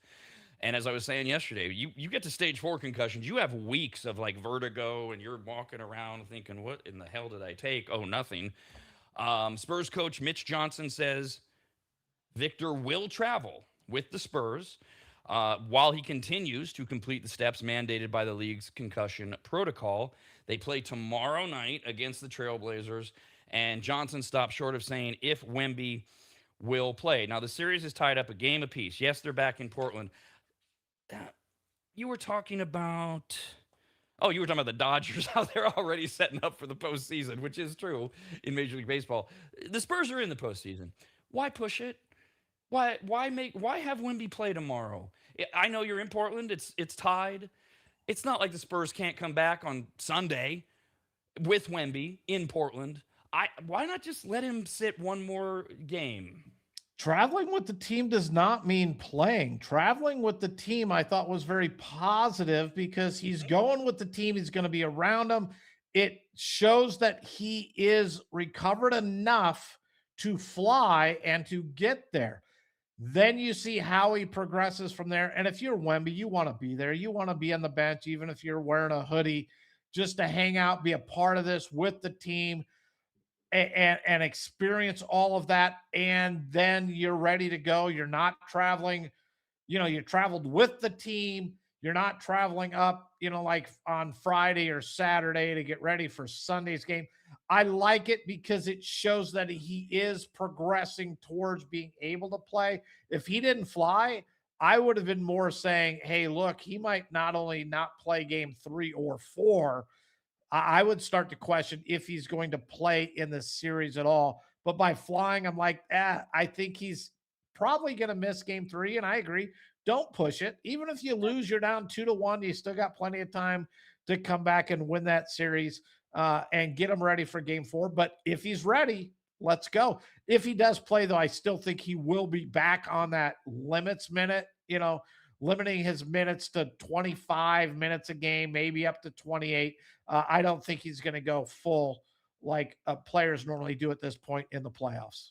No, I think it's great that he's flying with the team, and it does show it is great progress in terms of just his medical condition. And then you bring all the intangibles in. He's with the team. He's part of the team. Rah, rah, go, go. I just don't see a reason to start him tomorrow for any reason. I don't care. I don't even see a reason to play him. Just let him sit for another game because it's the Trailblazers, because you're the Spurs, and then you can what if they beat Portland tomorrow in Portland, and now they're up 2-1. Do you even need to push him to play on? Yeah, I know he wants to play, and you want to keep your superstar happy. But this is responsible load management. It's like, look, you're good enough to play. He doesn't have a stage 4 concussion. He might have a 2.5, 3 if he can fly. I just don't see a reason to be pushing him other than he's going to be demanding it, and just see how this plays out so he's fully ready for what comes next, because the next thing that comes for the Spurs and everybody else in the West is not good. It's tough. And I would normally agree with you. Spurs should be up 2-0 right now. They lost that game, never should have, up 99-90 late in the game. They are a 1.5, 2-point favorite in this game. But like Luke Cornett, late in the game, he touched the ball and no offensive desire at all. It's that, okay, who am I going to get rid of it to? Somebody's got to step up. De'Aaron Fox, Castle, somebody has to step up on this team.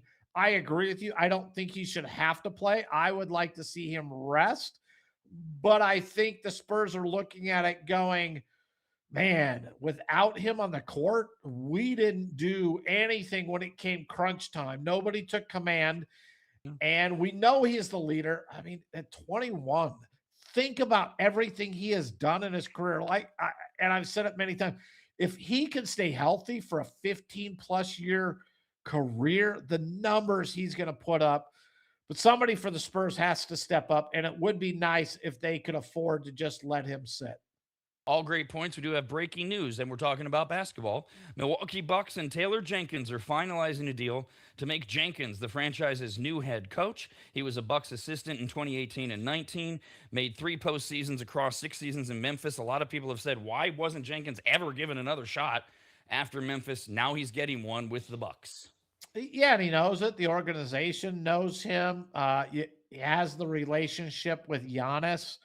Maybe this can settle that one down as well. And okay, Giannis, yeah, I know I wanted to play. You wouldn't let me play, but you're bringing in a guy that I really like and get along with.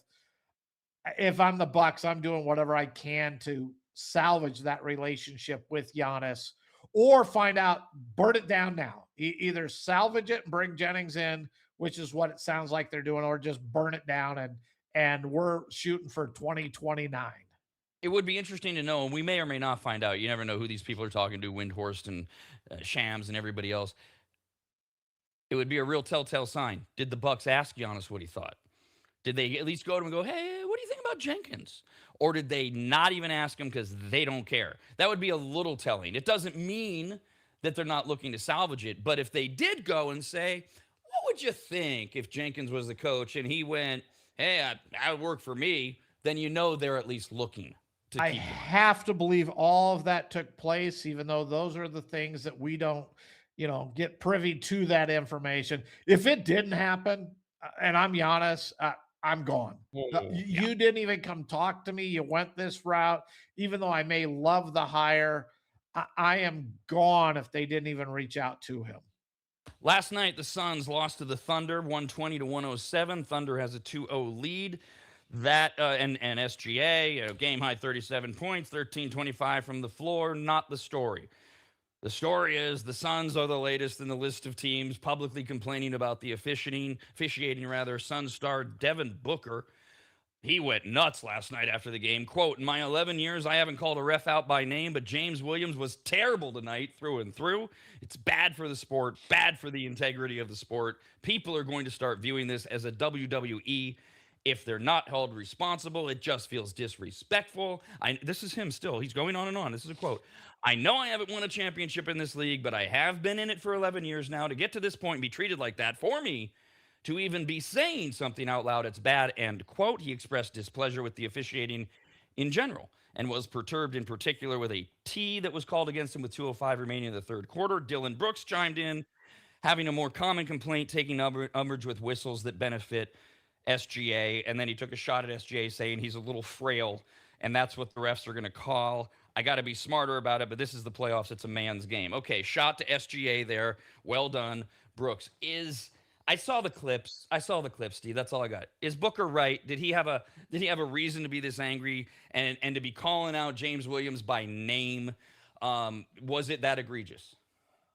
I don't know if it was that egregious. It was, watching it, a little bit slanted for the Thunder, as a lot of their games seem to be that way, especially with SGA, because he pushes off an awful lot and does his, fadeaway type jumper after he shoves off the defender to go into his shot, and they don't ever call it. I'm going to tie this to the NFL and what's going on there. I love this because I believe all the leagues are going to follow what the NFL does here. I've had for years the complaint that the postseason should be based on your report cards, not on seniority. All the leagues use seniority. And I can't tell you how long this guy's been in the league or anything like that. I don't like that. It needs to be based on the work that you do in your performance. And I'm holding out hope that not only are they going to bring technology into all of the sports, but this NFL strike thing and or lockout, however you want to go with the referees, is going to push towards no longer seniority. It's going to be based on your ability because we need that in all sports. And none of the sports have it right now. We all try to fake that they do. Doesn't happen. As you had hoped yesterday, your Detroit Pistons ended the longest home losing streak in NBA playoff history. They had lost 11 straight postseason games at home. Cade Cunningham, 27 points, 11 assists, 6 rebounds. They beat the Magic 98-83. I clicked over, I think still in the first half. It was such a blowout when I clicked. Was it ever close, Steve? Or is it because it looked like Detroit just steamrolled? Yeah, no, it was close. The Oh, Pistons really kind of struggled that first half. They couldn't get Jalen Duren going. They finally got him going in the second half. And it really was the third quarter. The Pistons just blew them out. I think they had them like it was something insane. Like they'd outscored them 36-6 at that point in the third quarter.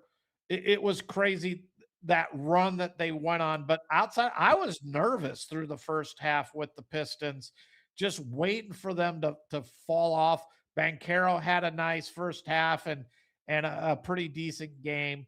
But thank you, Detroit. You finally won a playoff game at home since 2008.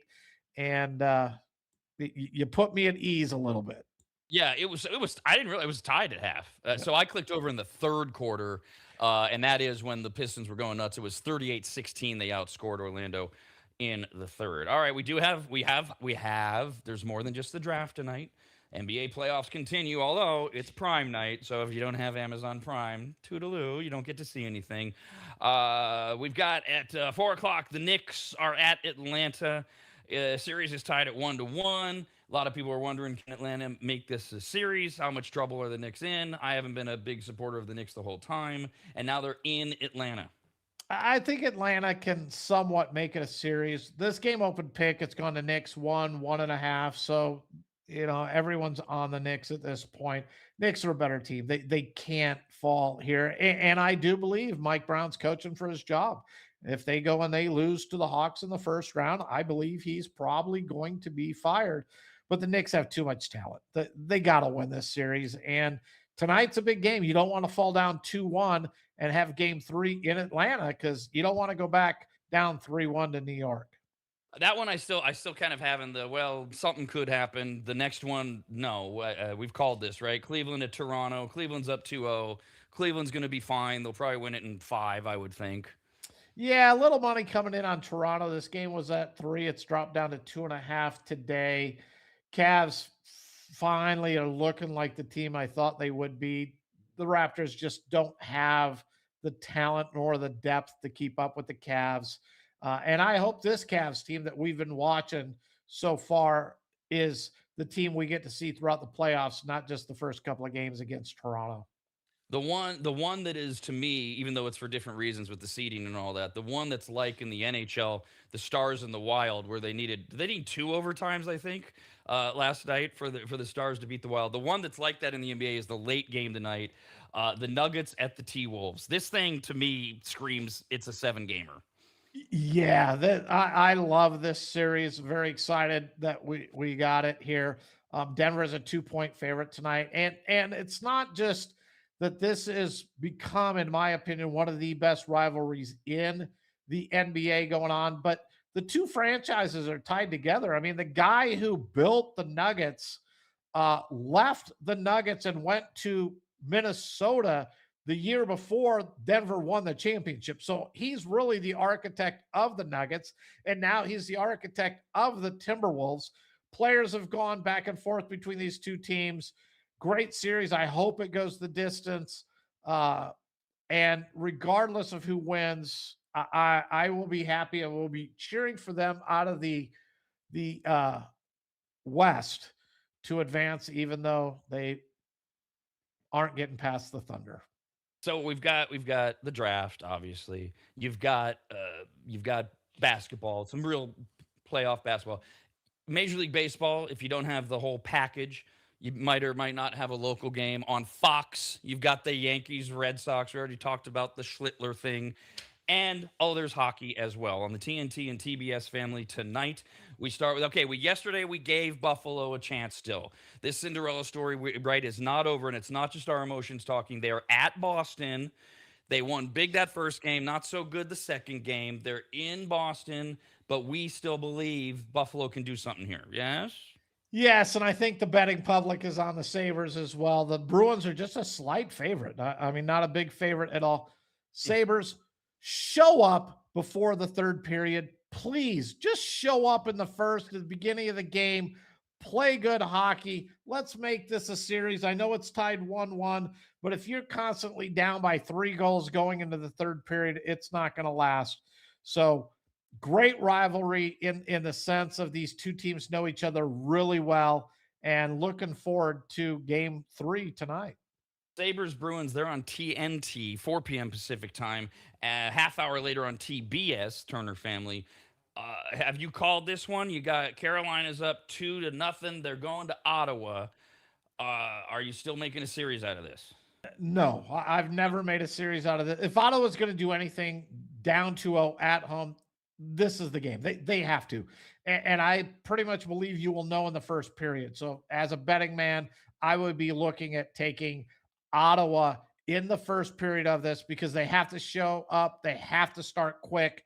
They have to punch the Hurricanes in the nose here and show that they belong. If they're trailing at the end of the first, yeah, this game's probably over. Late game's another one. Up 2-0, Avalanche are at the Los Angeles Kings. Kings are doing everything they can. The Avalanche are just too good. Avalanche are a $1.60 favorite in this game on the road, up 2-0. It's, to me, it's a question of will the Kings win a game or will the Avalanche sweep? The NFL draft starts in 4 hours, 3 minutes, 20-something seconds, whatever. We'll be back tomorrow to dissect it, and we won't ignore the NHL, the NBA, and Major League Baseball. We'll see you then. This has been a presentation of the Rob and Steve Sports Show, brought to you by the Rad Network and is copyrighted by the radnetwork.com and Williams Broadcasting for the private use of our audience. Any reproduction, accounts, or descriptions of whatever Rob and Steve just talked about without the express permission of the Rad Network, Williams Broadcasting, and Rob's Really Mean Lawyers is prohibited.